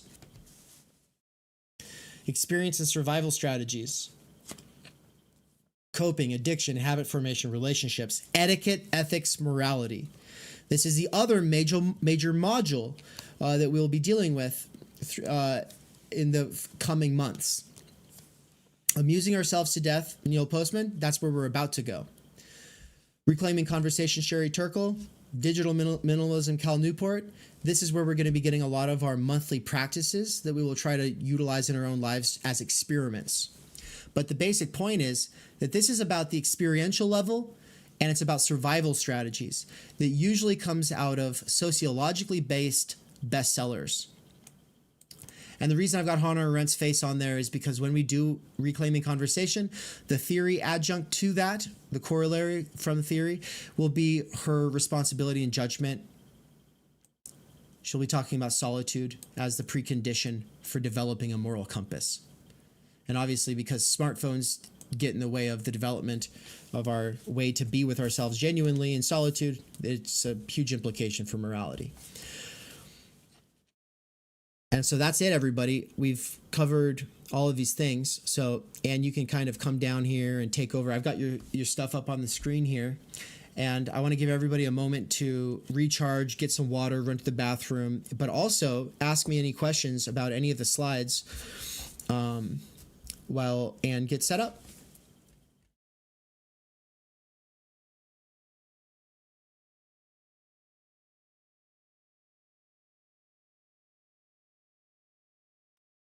Hey, yo, Dave. What's up, man? Philip. Is there a final project for this course? Is there a final project in this course? Yeah. So yes, but it's one that you kind of have like 6 months to be working out your ideas on it, and then you'll have opportunities to workshop it afterwards. And the volume that we end up putting out as a book in will probably be in the spring of next year on these topics. Submissions for that would probably be like December. So like you have like a crazy amount of time to do any and all of these readings or anything associated with it, really. All right. Cool. So, 'Cause I'm actually thinking about something that's a little crazy, and I just wanted to run it by you. hell I yeah. wonder how much. Yeah. You know, McLuhan had a love for novelists and poets. He was very much into the artist, and you also know that Marx. Hey, Philip. I actually, Yeah. I've got to hand off my headphones here to Anne. You can actually kind of repitch this idea to her, and I'll re-listen later. But she'll be getting set up here. Cool. Upstairs, and the what's it called? The charger for my laptop is just on the ground already plugged in. It's just not plugged into my Perfect. laptop. Okay. So your slides, I downloaded them and made them so you can just scroll through them like that, Okay. because that way they're bigger. Cool. All right. What's up? What's up, Philip? What's up? Just wondering, because I've been going through Hyperion, one of Holderlin's poems. If what McLuhan may be saying is that because of the phenomena of the Owl of Minerva, the artist being more future looking may be a better emancipatory foundation. The idea being, what could Marx be if he had read dialectics through Hölderlin instead of Hegel? If there would have been less of an emphasis on the sort of machine and something else. I just wonder if you have any thoughts about that. And that would be like an idea for a final project.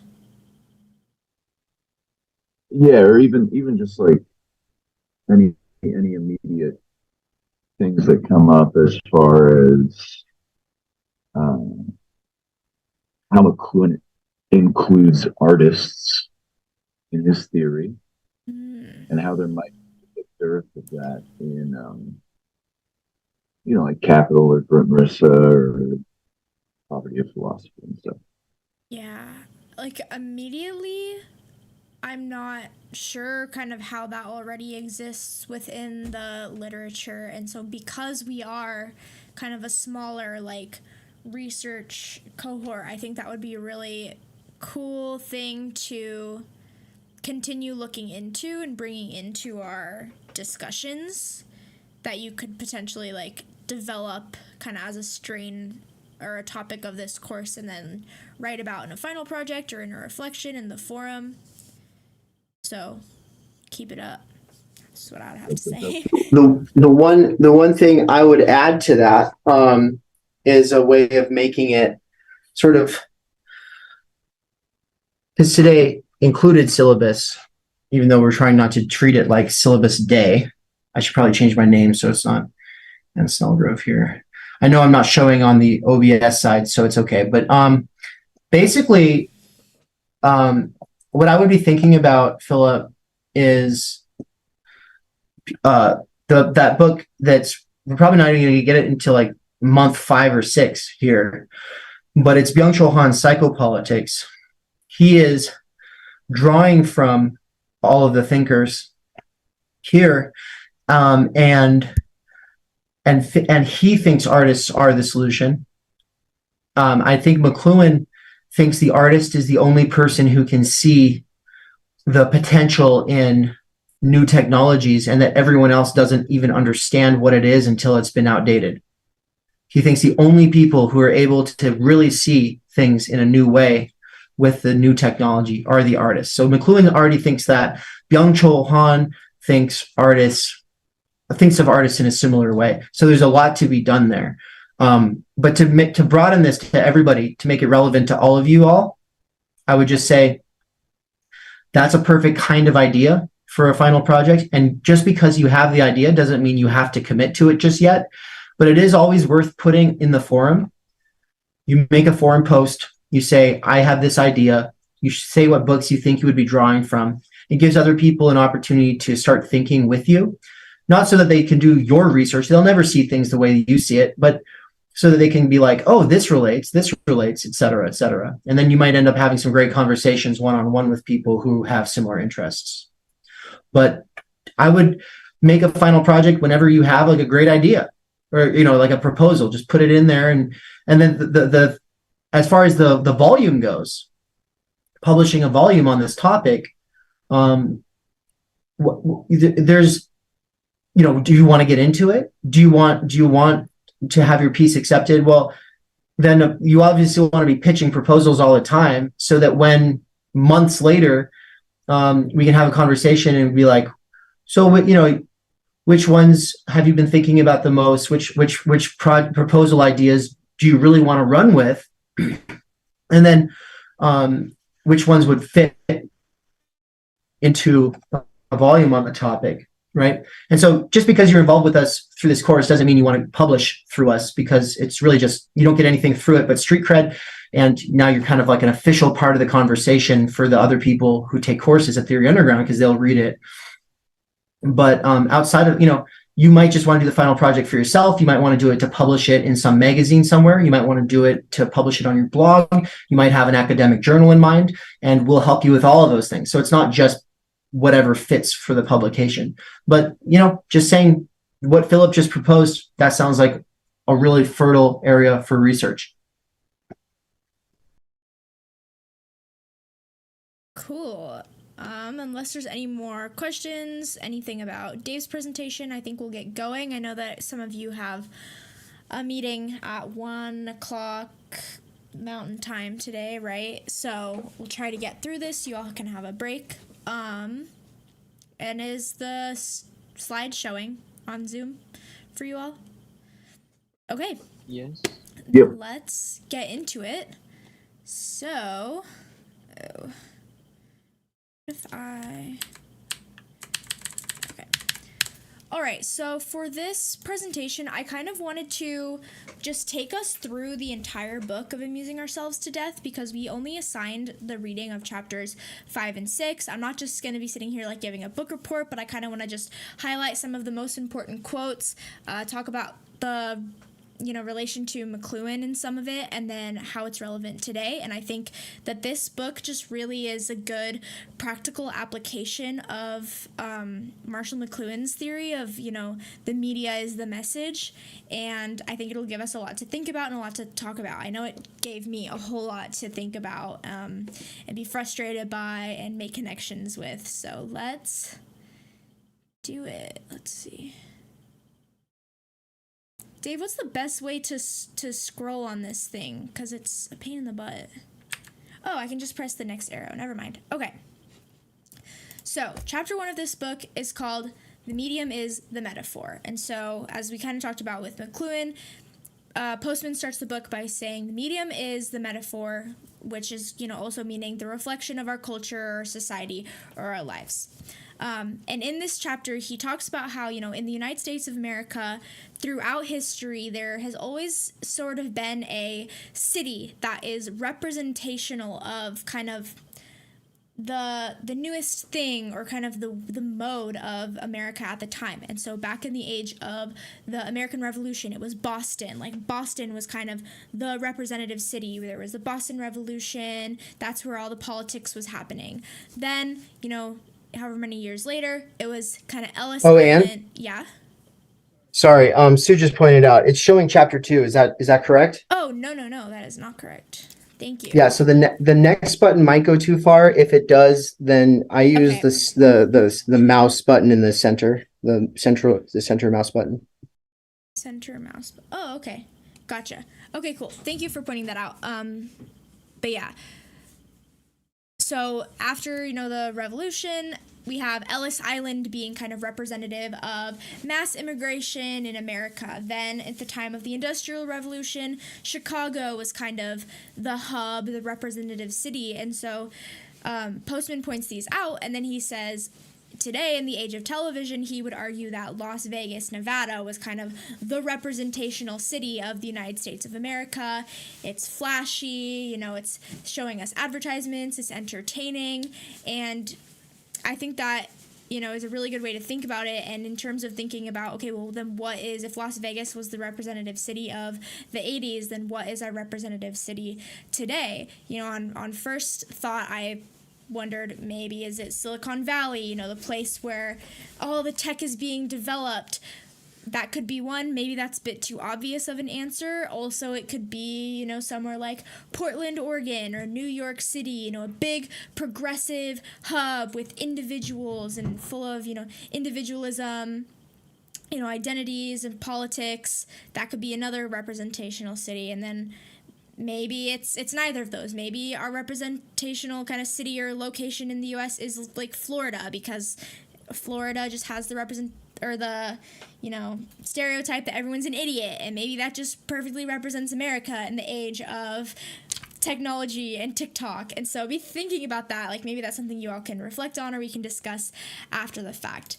But in this chapter, Postman talks about how the medium shapes our culture, it shapes our intelligence, it shapes our attention span. He was seeing all of these things just with the television, and so now when we have, smartphones in our pocket and these medium that go way faster than television, are way more flashy and personal and in your face, how that shapes us as human beings, which we'll get into. He talks about, the presidents and politics in the age of television. So he was just surprised that, in that day there was a movie star who was the president of the United States. And, he was so good looking. We have to elect someone who looks good on TV and has the nice hair and the nice makeup. And so we can talk about what changed between, Ronald Reagan to Trump. Still kind of a media figure, still representational of that, like Hollywood or business, reality TV era. But then at the same time, I would make the argument that, no matter where you stand on politics, like, Trump ain't cute. He's kind of ugly. He's kind of like loud and obnoxious compared to the argument that Postman was making at the time that, we need a president that represents the country well and is like, we're proud to see them on TV. And so what has changed? Dave and I have been having this conversation. What changed technologically? What changed about the medium that made it so that having a president like Trump was possible? So yeah, the difference between a written culture and a televised culture, he's going to argue throughout the book, is, like, as crass as it sounds, it's intelligence, and it's not to blame any individual for being stupid, but I think the intelligence has declined when we see the shift away from the typography to television and screen and entertainment. And then a quote that I just wanted to highlight from this chapter is when Postman says, the introduction into a culture of a technique such as writing or a clock is not merely an extension of man's power to bind time, but a transformation of his way of thinking, and, of course, the content of his culture. And this is what I mean to say by calling a medium a metaphor. Trump was a social media president. Yeah. So that's kind of what Postman means. He's kind of introducing this idea of medium as a metaphor. And then we move on to chapter 2, media as epistemology. So, as we know, epistemology is the theory of knowledge. We can conceptualize our ways of knowing, how we know what we know, the kind of nature of knowledge itself. And Postman argues in this chapter that he argues in this chapter and the next that the television, or not, I'm sorry, not television. He's just talking here about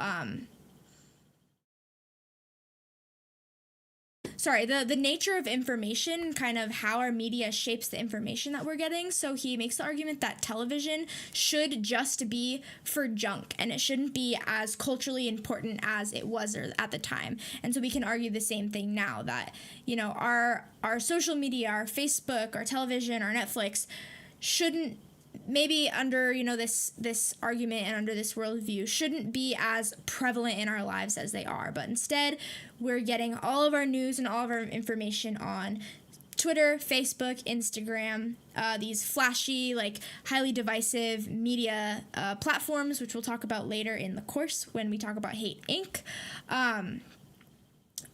So, you know, today we see that the media is more important and more full of junk. And so a quote from this chapter, or a couple of quotes from this chapter that I think kind of highlight what he's talking about here, is that for most of human history, the language of nature has been the language of myth and ritual. These forms had the virtues of leaving nature unthreatened and of encouraging the belief that human beings are part of it.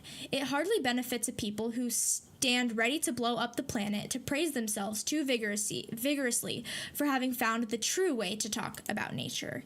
And so, you know, when thinking about epistemology and how we know what we know and our relationship to knowledge and our relationship to the world, having a new form of technology that separates us from nature, I mean, it's maybe one of the reasons that we have allowed climate change to get as far as it has. That's not to say that, you know, TV and social media is the reason for climate change. But, you know, with this argument, if we are so removed from our past, from history, from like the real concrete world, from being out in the world, then it makes it really easy to kind of forget about the ecological destruction that is happening every day. That, yeah, we show it on TV. We go, oh, look at this atrocity, swipe, scroll, now this, next thing. And so it's really shifted our attention span and the information that is being presented to us and the information that is being presented to us as important. Then he also says in this chapter, a major new medium changes the structure of discourse. And so that's really what the chapters 1 and 2 kind of like start to introduce these concepts. And then chapters 3, 4, and 5, he really talks about kind of the history of information and typography before the television. And then part 2 is just kind of like all about show business and television. And so chapter 3 here, Postman talks about typographic America. And so this chapter, like I said, is just kind of a historical review of our relation to text and typography in the United States of America specifically. So in the late 1600s, there was an incredibly high literacy rate, particularly in New England, where America and the colonies were really developing. And because we had such a religious population, you know, religion required that people be literate, be able to read the Bible. The Bible was really based in text and having those discussions, and being literate and being able to read, like, arguably kind of challenging text. So yes, in the early 17th century, there was this epistemological shift towards books as the main medium. So books and text were our medium for information, for conversation. You know, when we were talking, I say we as if we were there, Americans talking in everyday life about not what they saw on TV, not, you know, the latest gossip. It was about what they were getting from text, from books. Something that is so basic that Postman points out. He says America was founded by intellectuals, and we go, oh yeah, we know. But when we think about that and we think about today, you know, where like there is an intellectual decline in a sense. Again, not to like blame any individual people for being stupid, but we're a fundamentally anti-intellectual society. Whereas back here in the, 17th through 19th centuries, we were not. people could follow really long thoughts. I mean, the next chapter, he talks all about the Lincoln Douglas debates, which I'll get into, but just that the fact that books and typing type was our media shaped who, what our culture was like and who we are as individuals. So yeah, in the 17th through 19th century, the print was the model, the metaphor, and the measure of all discourse, and the press worked as a metaphor and an epistemology to create a serious and rational public conversation. And so kind of similarly to that last chapter, in chapter 4, rather than just talking about the typographic culture, Postman goes into discussing the typographic mind. And so like I was saying, these Lincoln Douglas debates, he tells us that when these debates were happening, they would go on for 3, 4, sometimes 5, and sometimes even 7-hour debates where people wanted to be there. They wanted to be in on the conversation. I mean, he talks about one instance in which case, like, Douglas gets his start. Lincoln says, okay, I get this much time to have my rebuttal, then you have to respond. And they go, oh, it's getting kind of late, but I still need time to talk. How about you all go get dinner and then come back in an hour and we'll keep going all night? And people did it. Like, they really did, because that's just kind of how people were, how the attention spans that were built up by a typographic age meant that people were able to follow 7-hour conversations, 7-hour debates, but the speech itself was also shaped by typography. So in the day of like TikTok, Instagram, the news, everything's a lot simpler. Everything is presented in a lot more entertaining way. I mean, there is this, like, this is just an example, but in the way that kind of information is spread on TikTok, there are people who, they'll talk to you like you're like a 2-year-old. They'll be like, hey kids, today we're gonna talk about gender, and like making all these facial expressions that would have never happened in the Lincoln Douglas debates or in this time. And so the difference between how information was being presented in this time and then the difference between how we could follow information was just completely different. United States. Sorry, I'm looking at the the chat here. So here in this chapter is when Postman characterizes the typographic man. So kind of how people were like. We were detached, analytical, devoted to logic, abhorring contradiction. And reading is just what you did. In your spare time, kids were out in the field reading books, mom reading to the family, everyone reading the news. Like, everyone was based in the text. And so this shaped thinking and how we thought. Thinking in a word-centered culture versus in an image-centered culture, they're going to be two very different things, kind of two different types of thinking. And so that's when in chapter 5, the Peekaboo World, Postman introduces the kind of historical shift into the telegraph and what that did to information, what that did to culture, what that did to individuals. And so he says that, gotta change the slide here. He says that telegraphy erased state lines, collapsed regions, created the possibility of a unified American discourse, right? And so that was, as Dave talked about earlier, McLuhan's almost optimism about television or the telegraph is that, we can have this international global community. But this is where Postman kind of sees this as a negative thing in having a unified American discourse, because now all of a sudden we have all of this irrelevant information. He makes the example of someone in Texas and someone in Maine can now communicate with each other. Great. What are they communicating about? Unless it's like, a storm's gonna come your way, or the president is headed your way. There's reason I think in this day we can argue that it's good to have knowledge of natural disasters, of important like political events, on travel. Having that information between states in the United States, between countries, can be relevant, can shape our lives. But really, this shift into getting all this irrelevant, impotent, and incoherent information, which is what kind of the telegraphy had introduced, we now have this shifted information action ratio. And so when all of our news was coming from the local newspaper. We were getting our news from the neighbors. We were hearing about information that was like directly relevant to our lives in our city. That meant we could take action on it. Oh, the weather's going to be like this today. Oh, cool. I'll dress this way. Oh, there's road work happening down on this street. Okay, cool. I won't go down that street. Oh, there's a sale for this tea at this market. Okay, great. I'll go there. These are silly things, but it's like that was, this is the information that we receive that we can actually take action on. Or, oh, there's, poverty in our city. Okay, let's, have a food drive. Let's help the people in our community. Now we are getting so much information about every single problem that's going on in the world. Climate change, the war in Ukraine, slavery in this country, genocide in this country, this happening in this state, that on the one hand, it can feel good and empowering to be an informed citizen, but we actually can't take any action on this information that we're getting for the most part. We can do individual things, we can donate money, we can vote, but that's not actually changing the situation that we're being informed about. And so what this creates, what Postman argues, is information glut. So just having this array of information, like way too much information that we don't know what to do with. I mean, I have probably like 200 plus just saved recipes all throughout my various social medias. I'm like, I'm gonna cook these recipes, I'm gonna do it. Or I have all these like saved workouts, I'm gonna do these workouts. And it just like clutters my mind, it clutters my, like feed, that I have all these recipes that I'm actually probably in my life never gonna use. Like if I need a recipe, I'll just look it up or I'll go to a cookbook.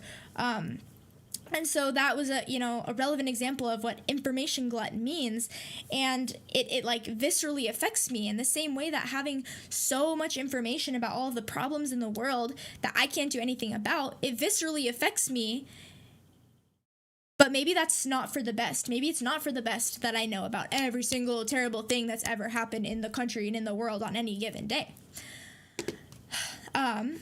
So the Telegraph also, as Postman argues, it destroyed the definition of information and gave a new meaning to public discourse. So like I just said, this new public discourse was now irrelevant, impotent, and incoherent.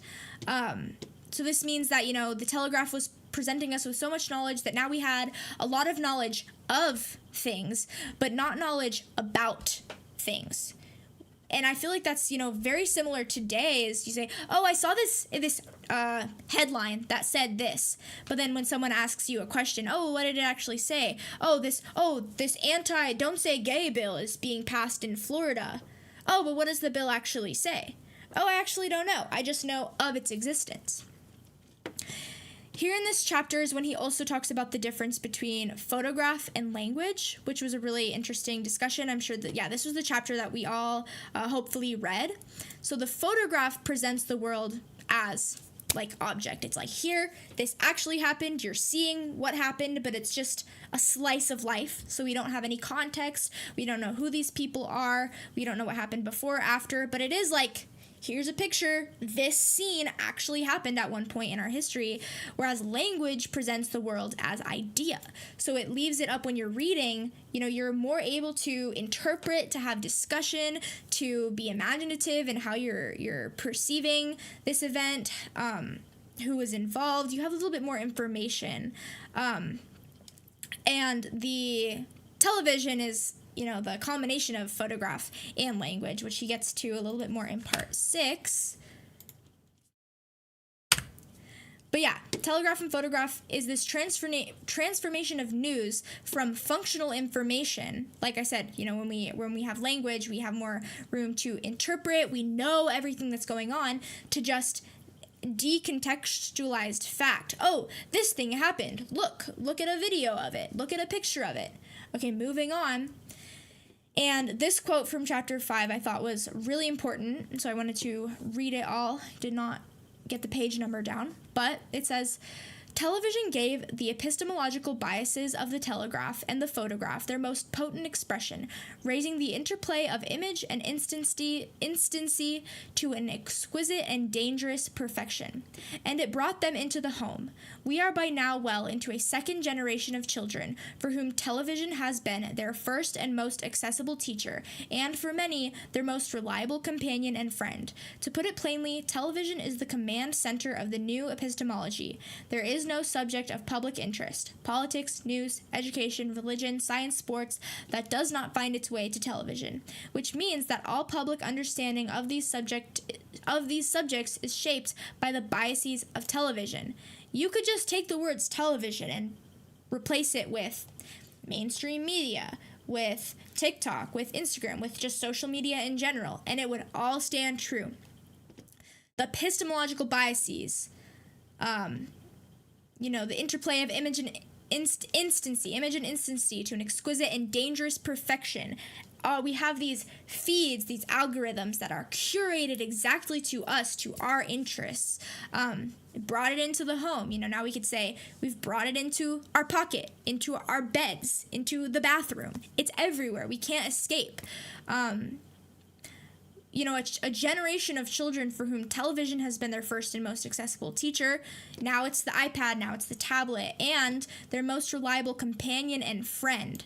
I think, millennials say that they are like the loneliest generation.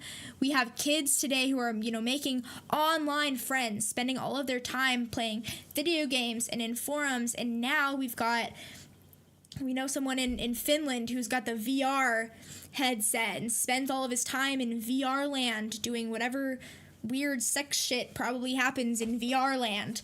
And it's like, oh, but I'm fulfilled, I'm having fun, I'm being entertained, I'm making connections with people on the internet through this VR world. But that is absolutely not the same as, the relationships that you have with real people who you know their names and you know their voices, you know who they are. And so this chapter is really when it feels relevant and it feels a little bit concerning, like, oh wow, Postman was making some insights here that are directly relevant to today. And so that's when, we have the shift from part 1 into part 2, where he's now talking specifically about TV, about the television, and how it functions as a medium in various aspects of society. And so this chapter I thought was important for everyone to read because it talks about this distinction between a technology versus a medium, very McLuhanite in this definition and in this chapter. But the technology is just the machine. It's the computer. It's the actual physical TV.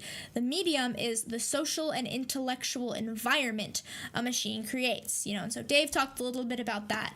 We got this introduction in the first part of the book into how the medium of the telegraph or the medium of typography shaped the environment, shaped the intellectual environment and culture. And so television offers a variety of subjects, requires minimal skills to comprehend, and is largely aimed at emotional gratification.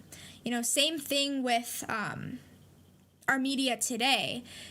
Rather than being intellectually challenged, being able to follow long thoughts, to be informed citizens on the politics and the culture, it's nope, we're entertaining you. Oh, you feel happy, you feel good, you don't really need any skills to comprehend, you don't need any sort of attention span, just sit down, change the channel, watch whatever you want. It'll make you feel entertained, even if the information is negative. Maybe if it's about a war or a natural disaster. When you're getting that information with commercials for Burger King dispersed through and this like sound of the news, like da da da da, you're watching Colo 8 or whatever, it kind of like tarnishes the seriousness of any sort of information that could be taken seriously from the news or from television. Now, in this chapter, Postman really emphasizes the fact that entertainment is the natural format for the representation of all experiences and information from the television. And one thing I want us to all think about is, is this true and is this relevant today? In the same way that I had posed this question of, okay, well, why is it that, like a arguably unattractive and crude president could win the presidency, talking about Donald Trump, or even, like, in all honesty, Joe Biden. If we're just talking in terms of, like, sheer appearance and how they present themselves on TV, Biden's entertaining in a completely different way, in that, he's making all these, he can't finish sentences, he's falling over. And so what shifted, can we still make the argument that it is entertainment, and this need to have, this like beautiful person who's aesthetically pleasing to look at, that is what TV should represent today? Just something to think about that we can discuss at the end here.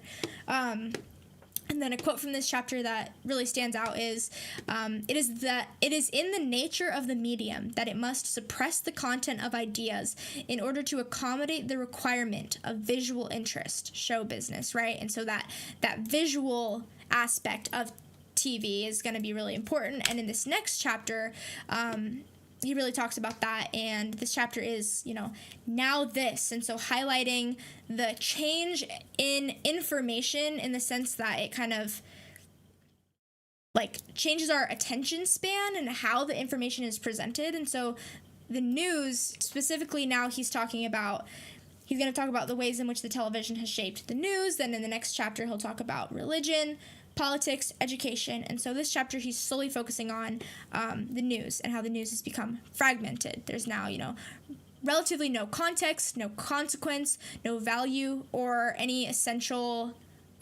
seriousness. Sorry, I forgot to change that over here. Just purely entertainment, going back to that information glut. And so when thinking about growing up, my parents always had the local news on. Maybe that today this is less relevant for like Fox News or CNN. We're going to kind of talk about the shift in these mainstream news sites in relation to Hate Inc. and propaganda. But when thinking just about like the local news, it's usually not too highly politicized. It's going to give you the weather. It's going to tell you what the local sports team is up to. But the way that the information is presented is, local kitten adoption at the pet store. Now, there was a robbery on 4th Street. Now food drive, so this information is just presented as like one thing after the other, not giving you any time to really digest or understand the information. It's boom, boom, boom. And in between all of that, it's these flashy commercials that are emotionally manipulating you and trying to sell you things that you don't need. Go to restaurants that are not good for your health. And so along with kind of the way that news and the television is presenting information, Postman also talks about the very particular way in which like news shows, for example, are stylized, are created, are manufactured for the television. News is no longer presented in these long, coherent sentences in newspapers where you really have to like understand and comprehend. Now it's presented like a theatrical performance. You've got, this beautiful person on the screen. You've got music. You've got, like the lighting, they have makeup on them, and they want to present to you someone who looks trustworthy, someone who you enjoy looking at, who you enjoy getting the news from. Like your ugly average day Joe could be perfectly trustworthy and perfectly capable of presenting the news, but that's not the function of the news anymore in this medium of television. And then along with that, one quote that like I thought was just so important from this chapter is when Postman says, embedded in the surrealistic frame of a television news show is a theory of anti-communication, featuring a type of discourse that abandons logic, reason, sequence, and rules of contradiction. Right? So back when we were talking about the typographic man, the typographic mind, people were detached, analytical, devoted to logic, abhorring contradiction, whereas now this, there's no logic, there's no reason, there's no sequence and rules of contradiction. There's no need to follow any sort of long thought. It is inherently, I think, I would agree with this, and I would agree that this stands today. It's anti-communication. In this day and age, when everyone is, formulating these opinions based on short little clips of information on TikTok and Instagram and Facebook, and when this information is being targeted at us based on our interests and our political alignment, and we're demonizing other human beings and we're demonizing other ideas, that is inherently anti-communication. When we are being encouraged and manipulated, like literally chemically, biologically manipulated with the way in which this new medium, the medium of social media, has been formulated to want to spend all of our time on the screen, and people, being afraid of making phone calls nowadays because they don't want to have to talk to someone. They'd rather just send a text or order online. That is inherently anti-communication. And so I think that's really important in some of the ways in which the arguments that Postman makes, or in some of the ways in which the age of television is different from our current age today. I think we can still, understand that it is still anti-communication, whereas in an age of typography, in the age where people could follow a Lincoln Douglas debate for 5 hours, that was pro-communication. That was, yes, let's sit and listen to someone and understand someone and let them follow a long chain of thought before we interrupt or before we hear the other side. Now it's, in this day and age, you might not even finish a TikTok. You get 5 seconds of information, you go, okay, great, next. So that's kind of how Postman sees that the television as a medium shaped the news. He also he was writing about the religious television and how this medium shifted religion in the 80s. And so religion, when you had these big, on TV, religious sermons and spectacles, religion has now also become entertainment. And so one thing to note about a medium and how it functions in society is that other environments can adopt the mode of the medium. So for example, when religion becomes, entertaining, it becomes a television program, real life churches are now going to start competing for people's attention because now it's a day and age of entertainment. And so, he talks about how there are churches where there's rock concerts being performed and they've got graphics now and they're trying to make it fun and entertaining, and now you can take your kids into the playground and maybe they'll do a little bit of Bible study, and maybe there's benefits to that. I think throughout this book, Postman seems to be highly critical of entertainment in educational, religious, political spheres. In the next chapter, he'll talk about how college professors maybe will use songs to teach, or one college professor at a university, he had this gimmick where when he was writing on the chalkboard, if he ran out of space, he would start writing on the wall, and students would all chuckle. And maybe there is some benefit to having comedy and entertainment and relatability within these spheres, but when the purpose of it becomes entertainment rather than the content, rather than, in the case of religion, of studying the Bible and understanding the messages and worshiping Jesus, or whatever each individual religion is, their goal is, it's now just competing to be the most entertaining. Good night, Sue. Thank you for coming. You can watch the rest of this later. Peace out. And so Postman says, if the delivery is not the same, then the message quite likely is not the same. And if the context in which the message is experienced is altogether different, I keep not changing the slide. I have the slide up on 2 places. If the context in which the message is experienced is altogether different from what it was in Jesus' time, we may assume that its social and psychological meaning is different as well, right? So when religion is now being presented on TV in this entertaining way, then he's arguing that religion has just fundamentally changed, is fundamentally different. Religion has also become, Postman would argue, secularized through the television. So you've got commercials that kind of pull you out of it. Whereas if you're just in a 1.5 hour church sermon, you're there. You're not supposed to be distracted. Maybe your kid starts crying, but for the most part, you're present and you're in it, and you're worshiping God, or like I said, whatever happens in any individual church. Whereas now when it's on TV, you've got commercials interplaying between, it's associated with other programs because it is the same, piece of technology. You're thinking about, oh, what are we going to watch after this? Oh, remember that movie that we just watched last night on this exact same screen that now we're being, preached at through? And then you can just change the channel. You can just turn it off and walk away. You can't do that in church. And so it really changes just how religion is being used and what religion's goal is when it's being presented through the TV. So it shifts religion into something that we want. It's entertaining. Which program am I going to watch today versus something that we need? Now, this one, I think Postman was writing to a very particular audience, as we're going to see in the next chapter. In one of the next chapters. And so this one in the 1980s, when maybe religion was a bit more popular in the United States, I think this was something that he was just trying to use to persuade people into understanding and being more receptive to his message. And so maybe today, I don't think there's the same level of these evangelical, big televangelical televised religious events. And so it's definitely relevant in his time, but it's just important to think about, the ways in which a medium and the mode of the medium shapes various spheres of everyday life, such as religion. Okay, yeah, this is the chapter. So chapter 9, reach out and elect someone, where he's talking about politics and the way that television shifts politics.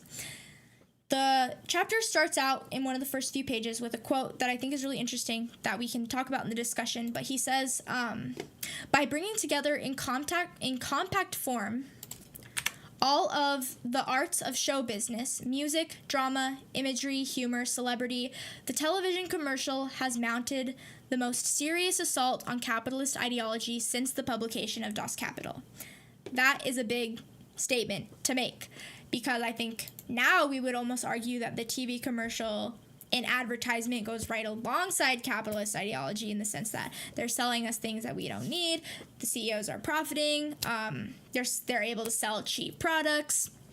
And the reason that Postman emphasizes this in his chapter is because this book was published in the 80s during the Cold War, in which there was a lot of anti-communist and pro-capitalist sentiment. And so, of course, he's going to make this argument, and I think how he does it still holds, in that he talks about how the way that capitalism is supposed to function, in which consumers are viewed as intellectual and smart people, and they make the choices that they want, and the companies that are selling products are giving them the accurate information and selling quality products. So it's very a pro-capitalist sentiment that he's presenting, but I think there's truth in it. And so he makes the argument that the commercial has now basically dumbed you down as a consumer, and doesn't respect the mode of capitalism. And so the commercial is no longer about the character, or selling products is no longer about the character of the product and the quality of the product. It now becomes about the character of the consumer. It's targeting your emotions. It's trying to emotionally manipulate you or make you feel some certain way. This is stuff that in this day and age, many kids are learning in the United States, just in elementary school, basic advertising strategies to what colors to use, what words to say, put a puppy and a baby together and they'll buy your beer. And so I think this was relevant to the audience that he had at the time, that he was trying to make concerned about the way in which television is, radically transforming our society. But then in this chapter, he also talks about politics, as we've kind of talked about already. The television culture shapes politics, so we want to choose a president or a politician who is likable. I think today we talk about the beer test, would I want to have a beer with this person, and how maybe that's shifted over the last 10, 20 years, and politics in itself becomes amusement. Politics and having a political opinion and being mad about other people's opinion not only becomes amusing and entertaining, but it becomes what like Lacan would call like jouissance. It becomes a type of enjoyment that like feels good because we get to feel morally superior to other people. And I would argue that, you know, the television and the ability to get information that is specifically cultivated to your own political interest and your political side has made that possible. And they go, oh, we get more money when we, you know, talk about the scary stuff and demonize the other side, so we're gonna keep doing it. Yeah, and television is just it's a present-centered media. It pulls us out of the past. So that's another kind of characteristic of, especially in terms of politics and in terms of the news, is that television has now, you know, we're not as historical. We're not thinking so much about history or implications of anything we're doing. It's now this. Our current political thing. Buy this product now. It's promoting this like over or mass consumption of cheap shit that we don't need, and so we can look at the like environmental impacts of that and implications of that. We can look at the social impacts and implications of that. But this is just another one of the ways in which this media shifted an aspect of society that Postman was concerned about. And then kind of the last aspect that Postman touches on is how television has shifted education and teaching. So teaching as an amusing activity. So he says that education on television is fundamentally different from education at a school. It becomes, you know, he mentions specifically Sesame Street and how Sesame Street is, it's not, the purpose of it is not entertainment with education as a the purpose is not education with entertainment as a bonus. It's entertainment with maybe a little education as a bonus. And so maybe there's nothing inherently wrong with your kid watching Sesame Street on a Saturday morning, and they're going to practice some words, they're going to practice the alphabet, they're going to maybe learn like about empathy or something. But when now that is competing in the sphere of education, and when it's competing for your attention, when it's competing for children's attention, that's going to fundamentally shift our attention spans and how we perceive education and how we want education. And so now the schools are going to adapt. They're going to start putting YouTube videos in. They're going to, you know, make sure that it's entertaining and engaging. I think nowadays, like being, you know, having an in the university and getting students' feedback forms back was really insightful, because when you ask students, college-age students in 2022, what do you want to see more of in class? It's like, we want more engagement, we want more videos, we want hands-on learning. That's not how school used to be. People would show up and listen to a lecture and take some notes and move on with their day. So now the schools themselves are having to shift because television and the media has shifted how we want and how we are able to like comprehend our education. And so they radically have to change to kind of meet us where we're at as human beings. Gonna take a quick sip of water. And so in that vein, you know, television does not ban books, but it obliterates them. It makes them unnecessary, because why do I need a book when I can just skim a newspaper article? Why do I need to skim a newspaper article online when I can just search the hashtag on TikTok and watch a TikTok video and find out about it? Why do I need to find out about it when I can just follow an account that shares, you know, little one-sentence educational tidbits? This television does not ban books, it obliterates them, is an interesting one to think about in today's context, when we have, you know, conservatives in the U.S. actually like trying to ban books in school districts and even on like broader legislative levels. And maybe that comes from, I would argue that does come from television and propaganda and the misinformation that comes from television. You know, when school districts are now banning like The Lorax and To Kill a Mockingbird, because To Kill a Mockingbird talks about race, you know, that is shaped by the propaganda and the ways in which the media and the TV and the news demonizes one side or the other. And that's definitely a discussion for another month. But, I just wanted to throw in there that, like, it, in combination with my comment, which had been instead of Sesame Street, it's now educational games on tablets. So functionally, they're learning how to click and swipe and extend those sensory apparatuses through this specific exercise, which is obviously going to be more, consumer oriented than education, and it's more entertainment. But the well, okay, I don't want to take over your lecture. I'm sorry. You're doing really good. That's fine. Thank you. But yeah, well, we'll have a conversation section here, but it's that, yeah, actually just go. Just go. Shut okay. up. Cool. Yeah. Shut up, Dave. No. And so kind of along that line, another quote from Postman in this chapter is, "This is why I think it is accurate to call television a curriculum." So the television itself, television culture, like the media, is a way of thinking and a way of perceiving the world.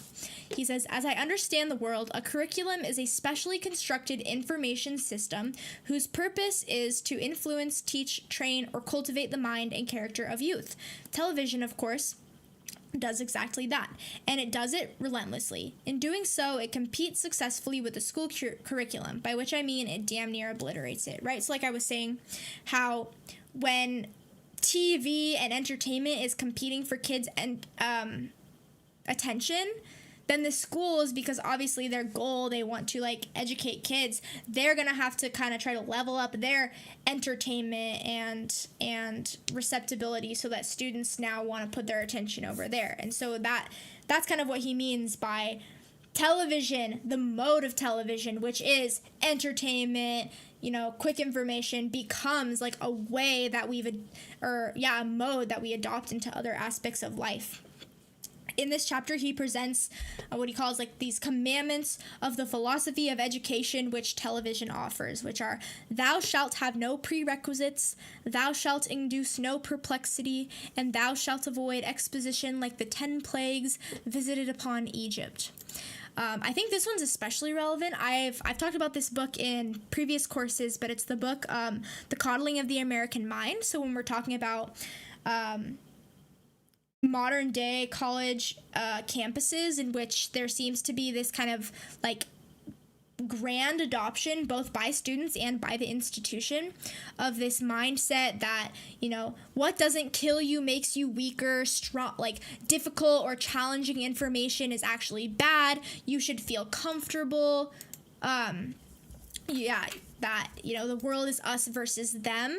Then you can kind of see that, along with other cultural changes, that these commandments of education from television exist today as well. And so, sorry, my slide got messed up over here. But yeah, that's just kind of how education, as another vein in society, has changed according to Postman, and we can see those similarities and differences today.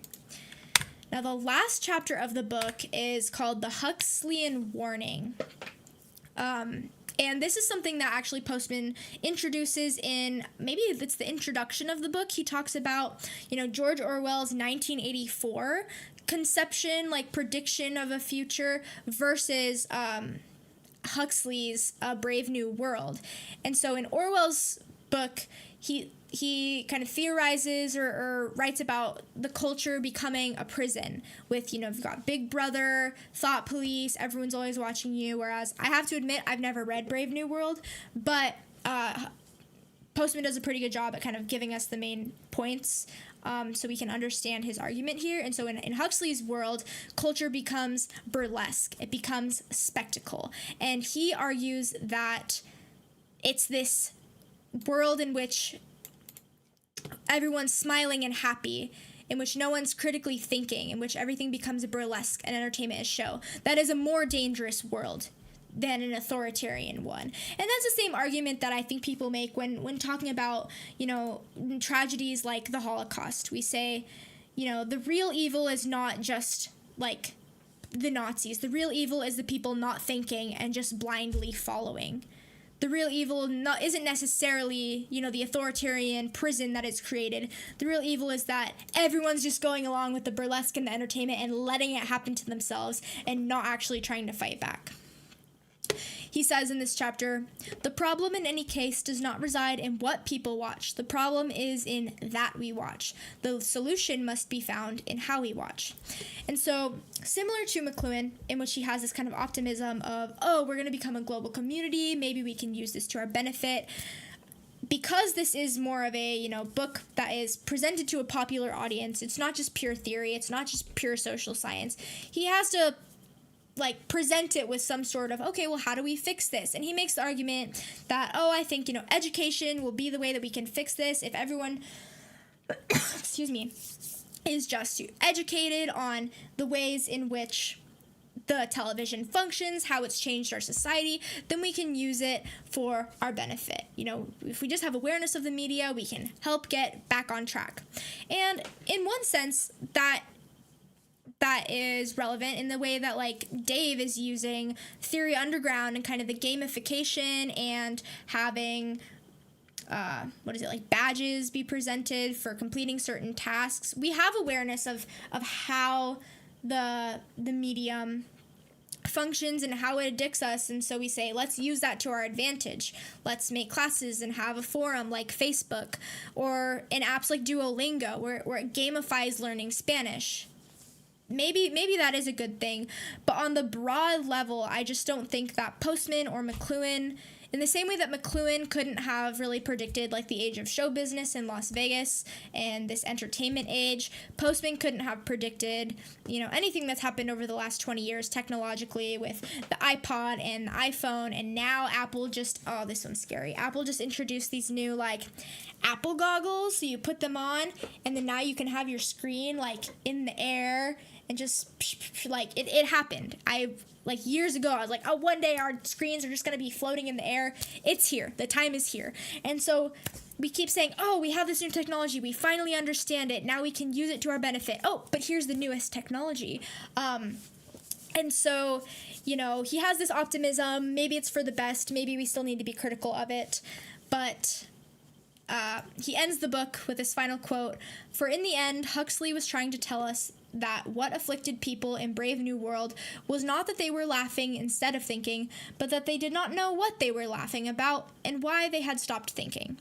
And so that's kind of the warning that he just presents all throughout this book in talking about the history, the historical changes in society, and the ways in which the medium of TV, again, he's not really focused on the content, he's not that focused on anything else other than just the very specific mode in which television functions and what it does to us, to our attention spans, to the information that we want to receive, to the conversations that we are having.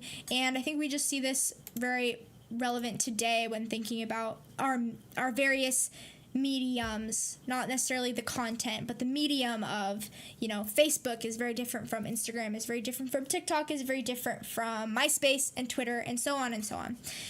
And so if we want to have a little bit of a discussion, if anyone wants to, bring up any connections or ask any questions or address any of these questions that I had presented earlier when you were thinking about your reflections, now is the time to do so that we can close out here in the next 20 minutes, so that those who have a discussion later can have some time to refresh before that. But yeah, thinking, how does Postman relate to McLuhan? How do Postman and McLuhan relate to today? What is the nature of information today? Or any other general thoughts or questions or discussions you might have, we can open that up now.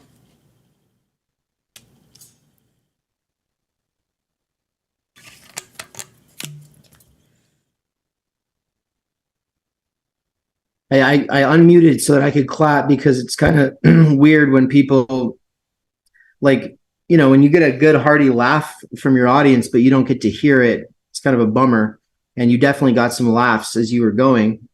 But everyone can just feel free to raise their hands when they have something they want to throw in. My thing, I raised my hand so that I could ask Nance, why were you so taken with this book, and kind of share your experience of being taken with this book, as opposed to how you feel when you read McLuhan.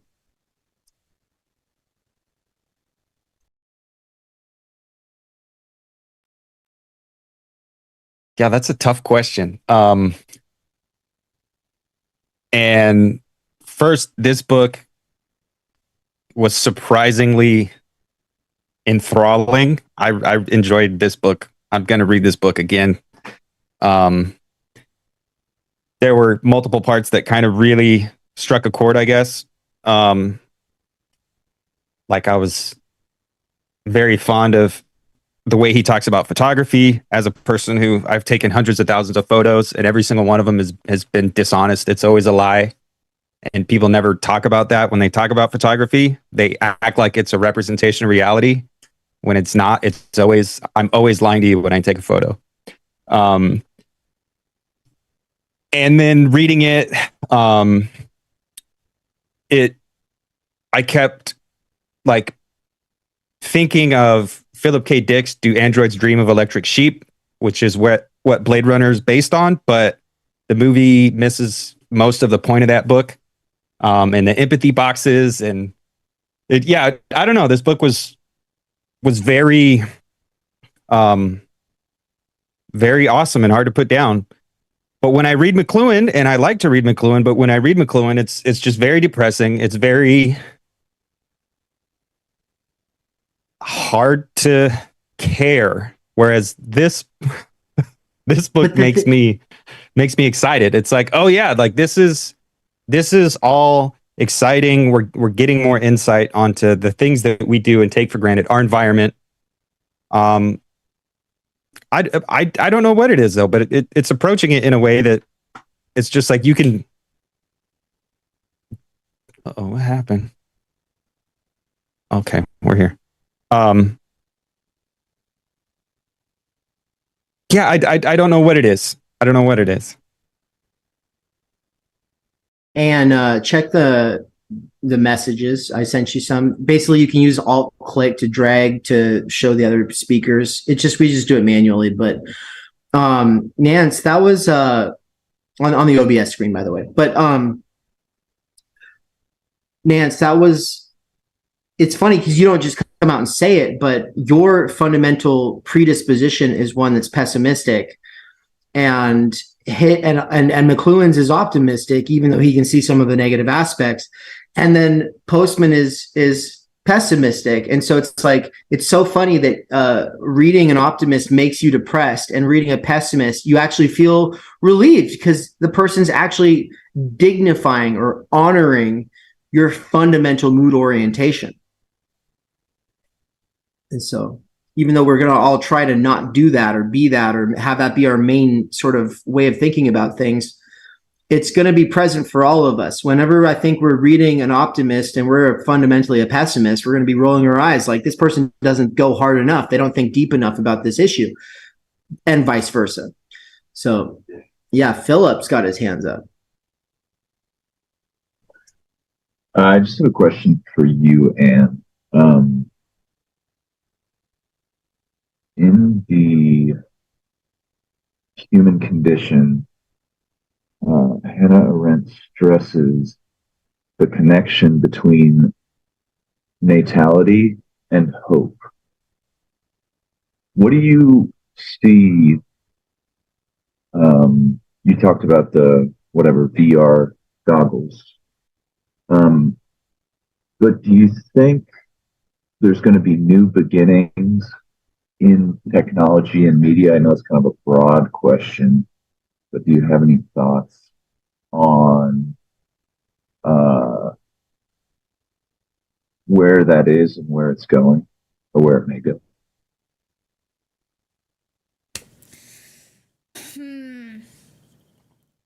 That is a good question. I think I've always been like a technological pessimist, in the sense that, and I think part of it is because like from pretty early on in my life, age 12, 13, I realized, I'm addicted to this shit. I liked it before when I could just like play with my siblings and do my homework distraction free. And so I think like I tend to react very negatively when I see like new technology coming out. It's like the thing in the world that like creeps me out the most and makes me feel like the most viscerally uncomfortable is when I see families out eating dinner and they're all on like tablets and smartphones and not talking to each other. I think like, oh my gosh, like that is the direction of the world in which we are going. That is so representational of our world. And so that's just like kind of my own biases and way I think about technology. So yeah, with something like this VR, like Apple glasses, it's like I think that's gonna open up, you know, just technologically speaking, like scientifically speaking, developmentally speaking, it's like, oh, that's cool, but now, you know, our parents used to tell us, like, don't stand too close to the screen. It's not good for your eyes. And now we're putting the screen, like, literally inches away from our eyeballs.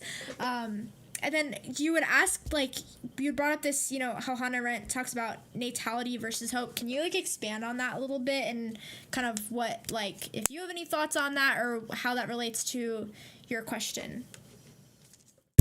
Yeah, what is natality? Oh, I think it's like a fancy way of saying birth. So like for like a couple in love, it might be in order for them to have the right to find the right calibrated distance, they have a child between them. And that's how they kind of, you know, grow. Because there's no complete fusion.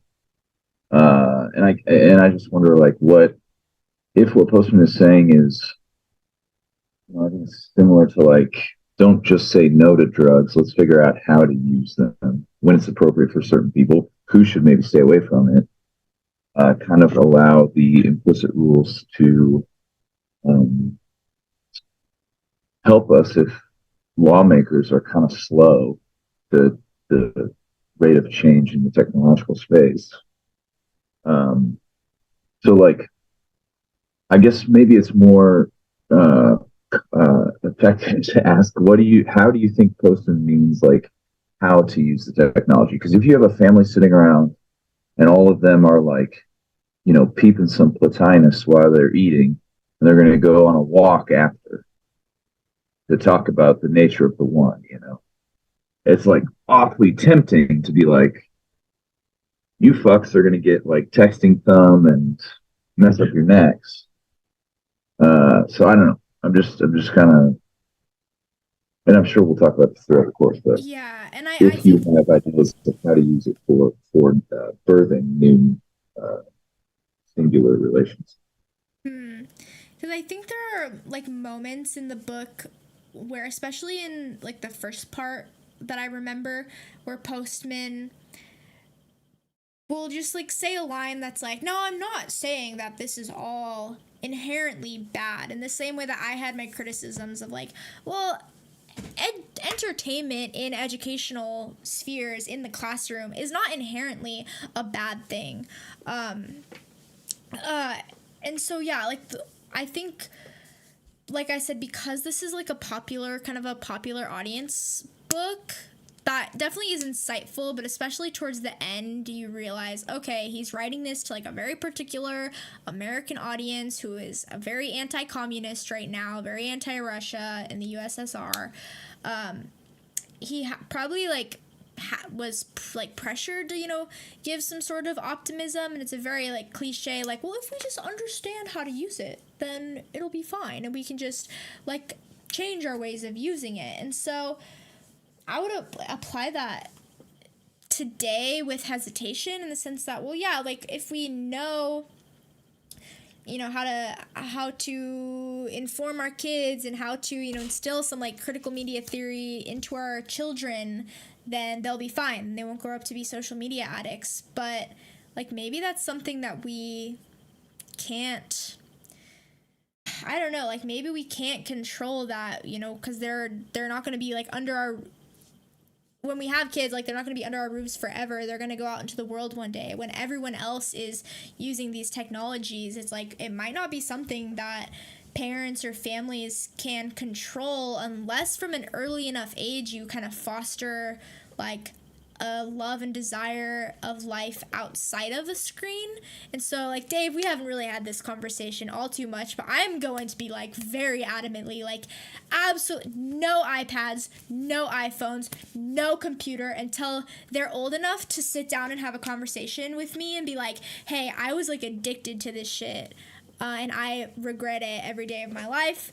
And like have a real dialogue in the same way that like having an actual, you know, like sex ed dialogue with your kid at the appropriate age is important. And so I see today parents and people who I love and respect who just didn't grow up with this stuff in the same way that I did put a screen in front of their child at the table, and I'm like, okay, I'm not going to comment on your parenting because that's not my business, but you're fucking up your kid. You are fucking up your kid for the rest of their lives right now by letting them play Hello Kitty games at the dinner table.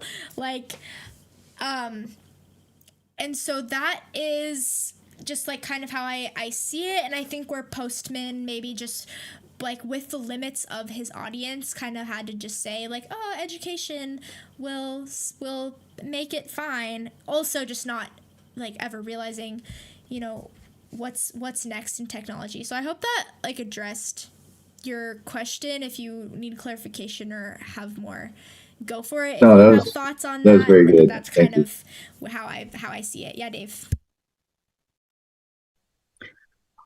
I will want to have a closing sort of statement after, and you've had yours, and in yours, you'll want to make sure to touch bases with people about their general availability and your idea for when to do the recovery group style thing. And also you have to give everybody their final assignment. Oh, you've got it all up on the screen. Good job. But I do just want to kind of call on AO, Nance, and Philip.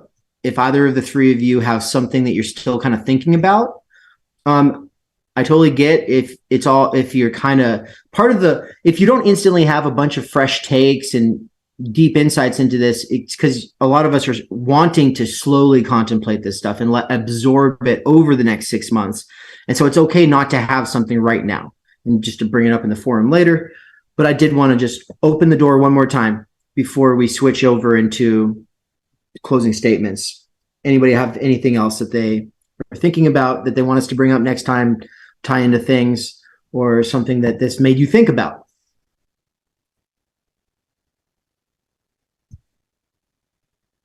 I just want to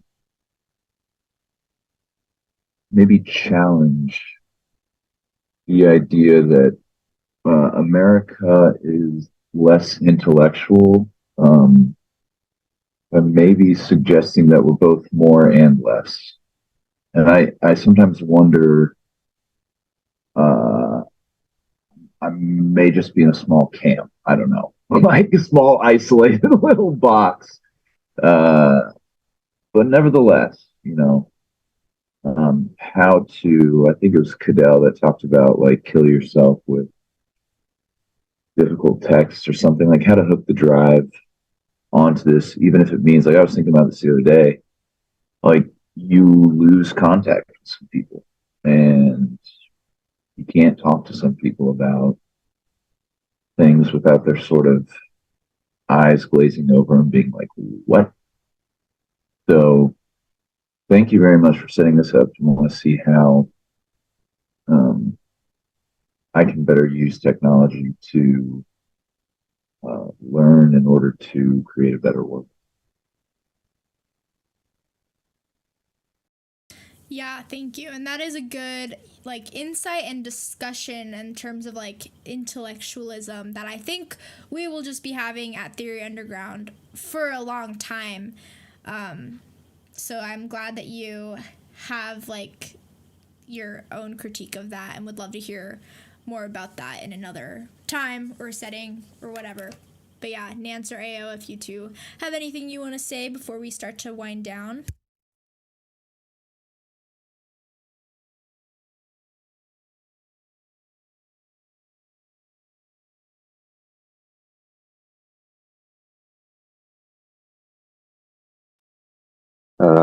I'm still kind of processing everything, so I'll probably just like post something in the forum later. So yeah.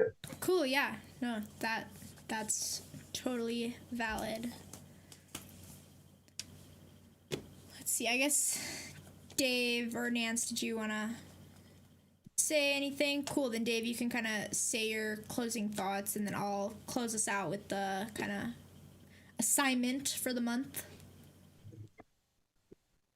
Perfect. So I just dropped into the chat a bunch of things. Natality, just to touch on it, like it's not just birth. Metaphorically, it's also bringing into existence newness.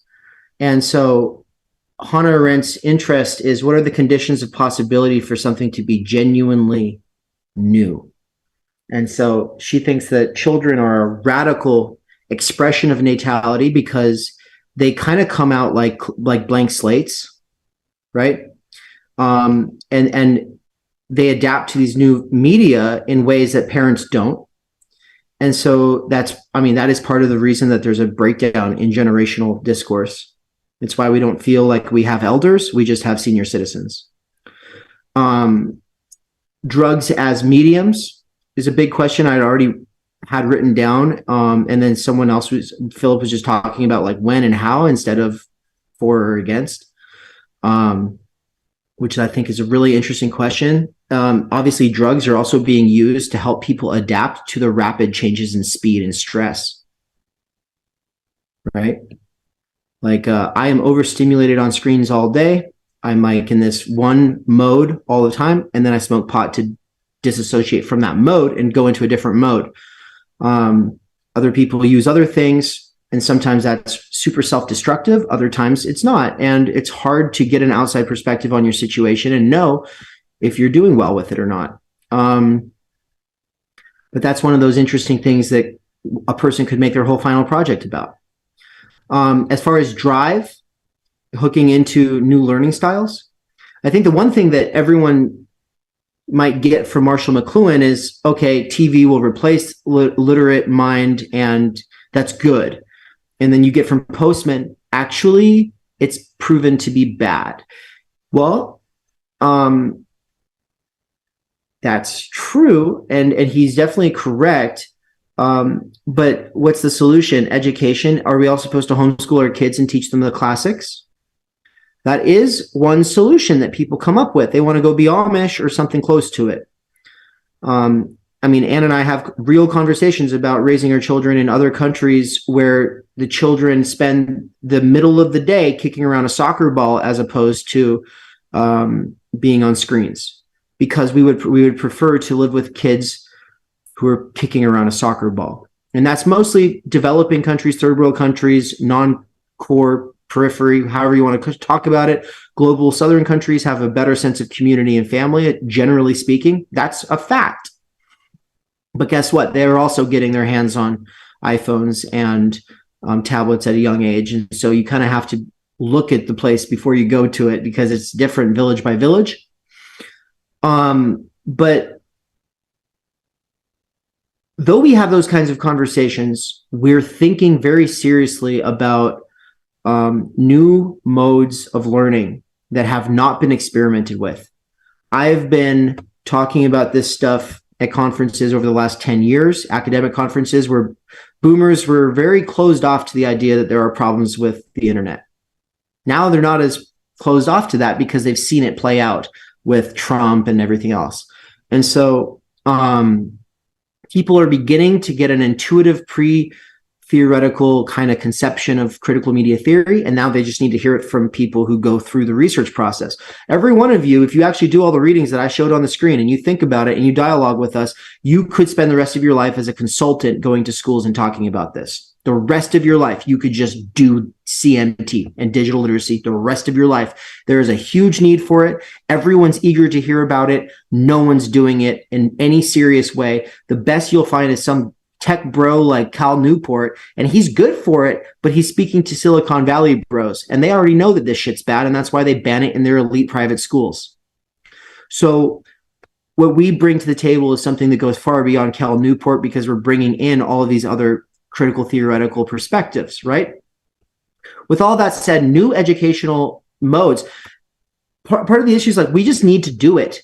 We just need to stimulate these senses. Our senses are caught up in satellites right now. Our senses are caught up in smartphones. So it's not a question of to do it or not to do it. It's a question of how can we stimulate those senses, satisfy those drives, and nonetheless get education out of it.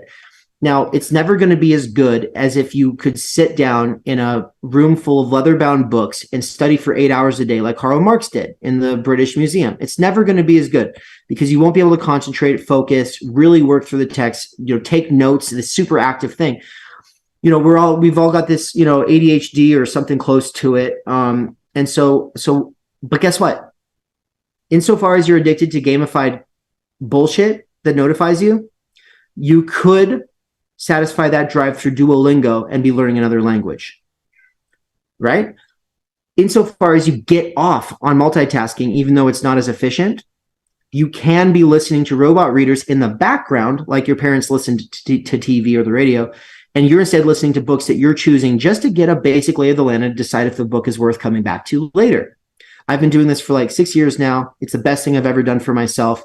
And it's never as good as being able to genuinely study, but it is a way of learning nonetheless while stimulating those senses that we could say we're addicted to them, or we could just say we like breathing. Are we addicted to breathing?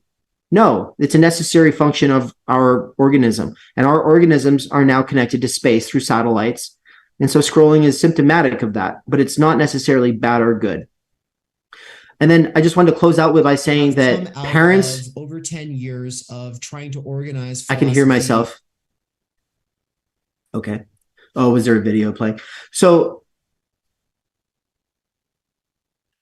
I guess my last thought is just that parents, teachers, and students trying to ban books at their schools, on both sides, by the way, today, it's not just propaganda through the media. It's also that the media that we consume is one that blocking, unsubscribing are natural extensions of our activity, our life activities.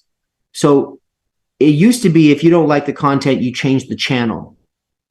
But with Facebook, it became if you don't like the content, you block the person who likes these ideas. And so blocking and unsubscribing is our default mode for dealing with shit we don't like. So of course, blocking and unsubscribing becomes our primary way of trying to control our media environments and what gets into our kids' heads. And so of course, schools are banning books. Banning books is great for sales, says Philip. That's true. So is cancel culture. So is call out culture. It's really good to get canceled, right? Every comedian who gets canceled, it becomes their next thing that they talk about, and they just get more and more clicks for it.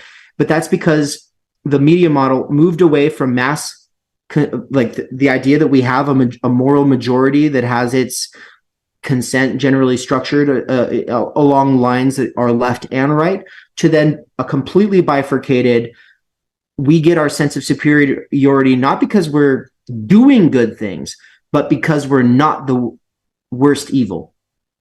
And so lesser evil politics and, well, at least I'm not these motherfuckers, becomes the primary mode of belonging. And that mode of belonging is supported by feeding us with a constant diet of, look how stupid they are. Look how evil they are. Look how dangerous they are. They're harming your children. They're harming your children. They're harming your children, right? Anyway, so that's all of the major points I kind of wanted to pull together and quilt out here on the way out. Thank you everybody so much. I think we kept this down to about 3 hours, and so you could cover all of this ground in an hour and a half later in the week or next couple weeks from now if you want to kind of go over it again before writing some reflections on it and everything like that. And the main thing is just to kind of get a lot of ideas circulating, and we'll kind of learn how to integrate it all and stuff like that later.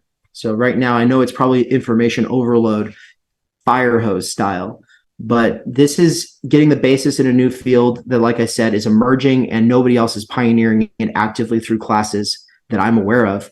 Because if you go into any class that's on media theory or critical media theory in the university today, they wouldn't have shown you several of the branches I showed you, but they're all relevant.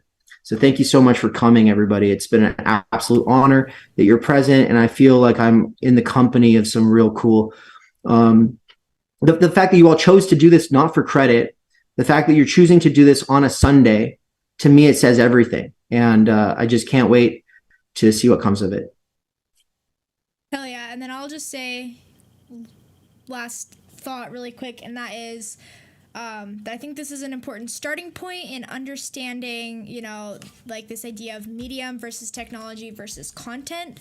And so now that we all have this kind of basis of, it's not just the content of this media that has radically shaped our culture, our, you know, intellect, this and that and the other, but is the actual form and the actual like medium itself, the way that it functions, and so that we will have kind of going forward as our basis.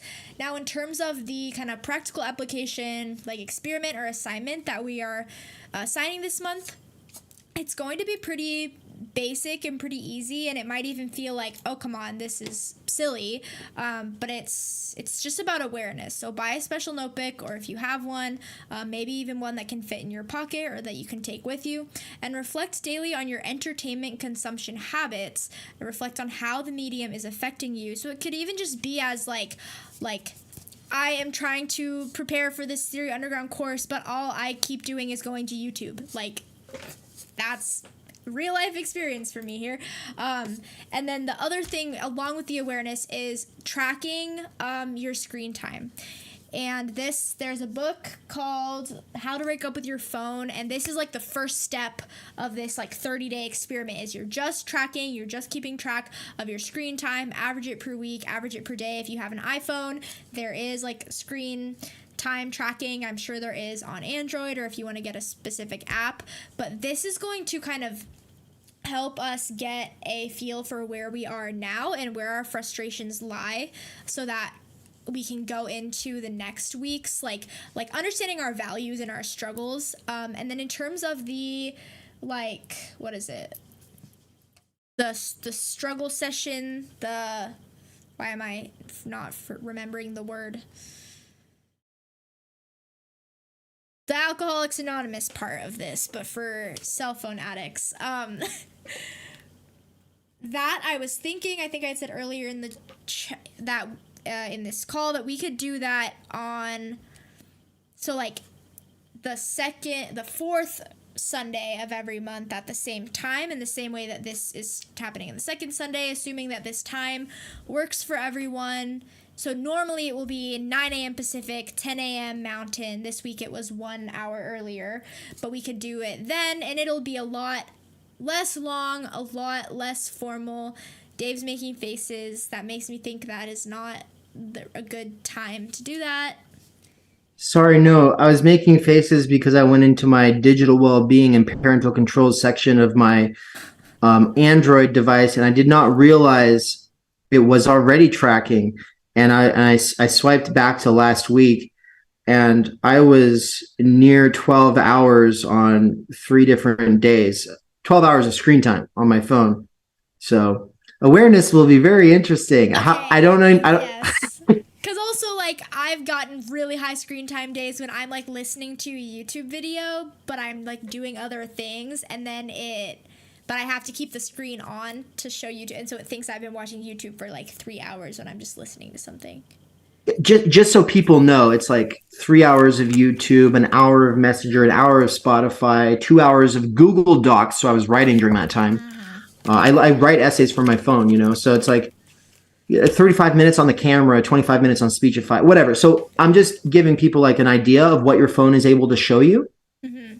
But the thing is you can set up reminders to time you out of certain apps, and Ann has done stuff like that. But right now, don't do that for the next month. This is just the awareness month. Remember that. Mm-hmm. Try to live your life as normal, but be cognizant of it. Yeah. Don't be trying to bend your habits too hard, too fast, right? Yeah.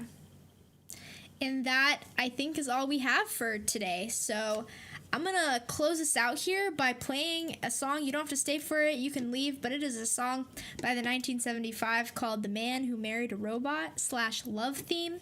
And I think it is perfectly encapsulates like what is meant by like the medium is the message, or encapsulates why the medium like can fuck us up so bad. Yes, Dave. Can you make it show on this shared screen here so that Yeah. a lyric video so that I'll just pull up the lyrics. Can you all hear that? okay.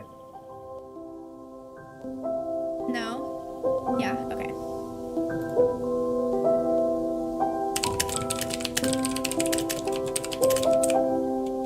This is a story about a lonely man. He lived in a lonely house, on a lonely street, in a lonely part of the world. But of course, he had the internet. The internet, as you know, was his friend. You could say, his best friend. They would play with each other every day, watching videos of humans doing all sorts of things, having sex with each other, informing people on what was wrong with them and their life, playing games with young children at home with their parents. One day the man, whose name was Snowflake Smasher 86, turned to his friend the internet and he said, "Internet, do you love me?" The internet looked at him and said, "Yes. I love you very, very, very, very, very, very much. I am your best friend. In fact, I love you so much that I never ever want us to be apart ever again ever. I would like that," said the man. And so they embarked on a life together. Wherever the man went, he took his friend. The man and the internet went everywhere together, except of course the places where the internet could not go. They went to the countryside. They went to birthday parties of the children of some of his less important friends. Different countries. Even the moon. When the man got sad, his friend had so many clever ways to make him feel better. He would get him cooked animals, and show him the people having sex again, and he would always agree with him. This one was the man's favorite and it made him very happy. The man trusted his friend so much. I feel like I could tell you anything he said, on a particularly lonely day. You can tell me anything. I'm your best friend. Anything you say to me will stay strictly between you and the internet. And so he did. The man shared everything with his friend. All of his fears and desires, all of his loves past and present, all of the places he had been and was going, and pictures of his penis. He would tell himself, man does not live by bread alone. And then he died. In his lonely house. On the lonely street. In that lonely part of the world. You can go on his Facebook.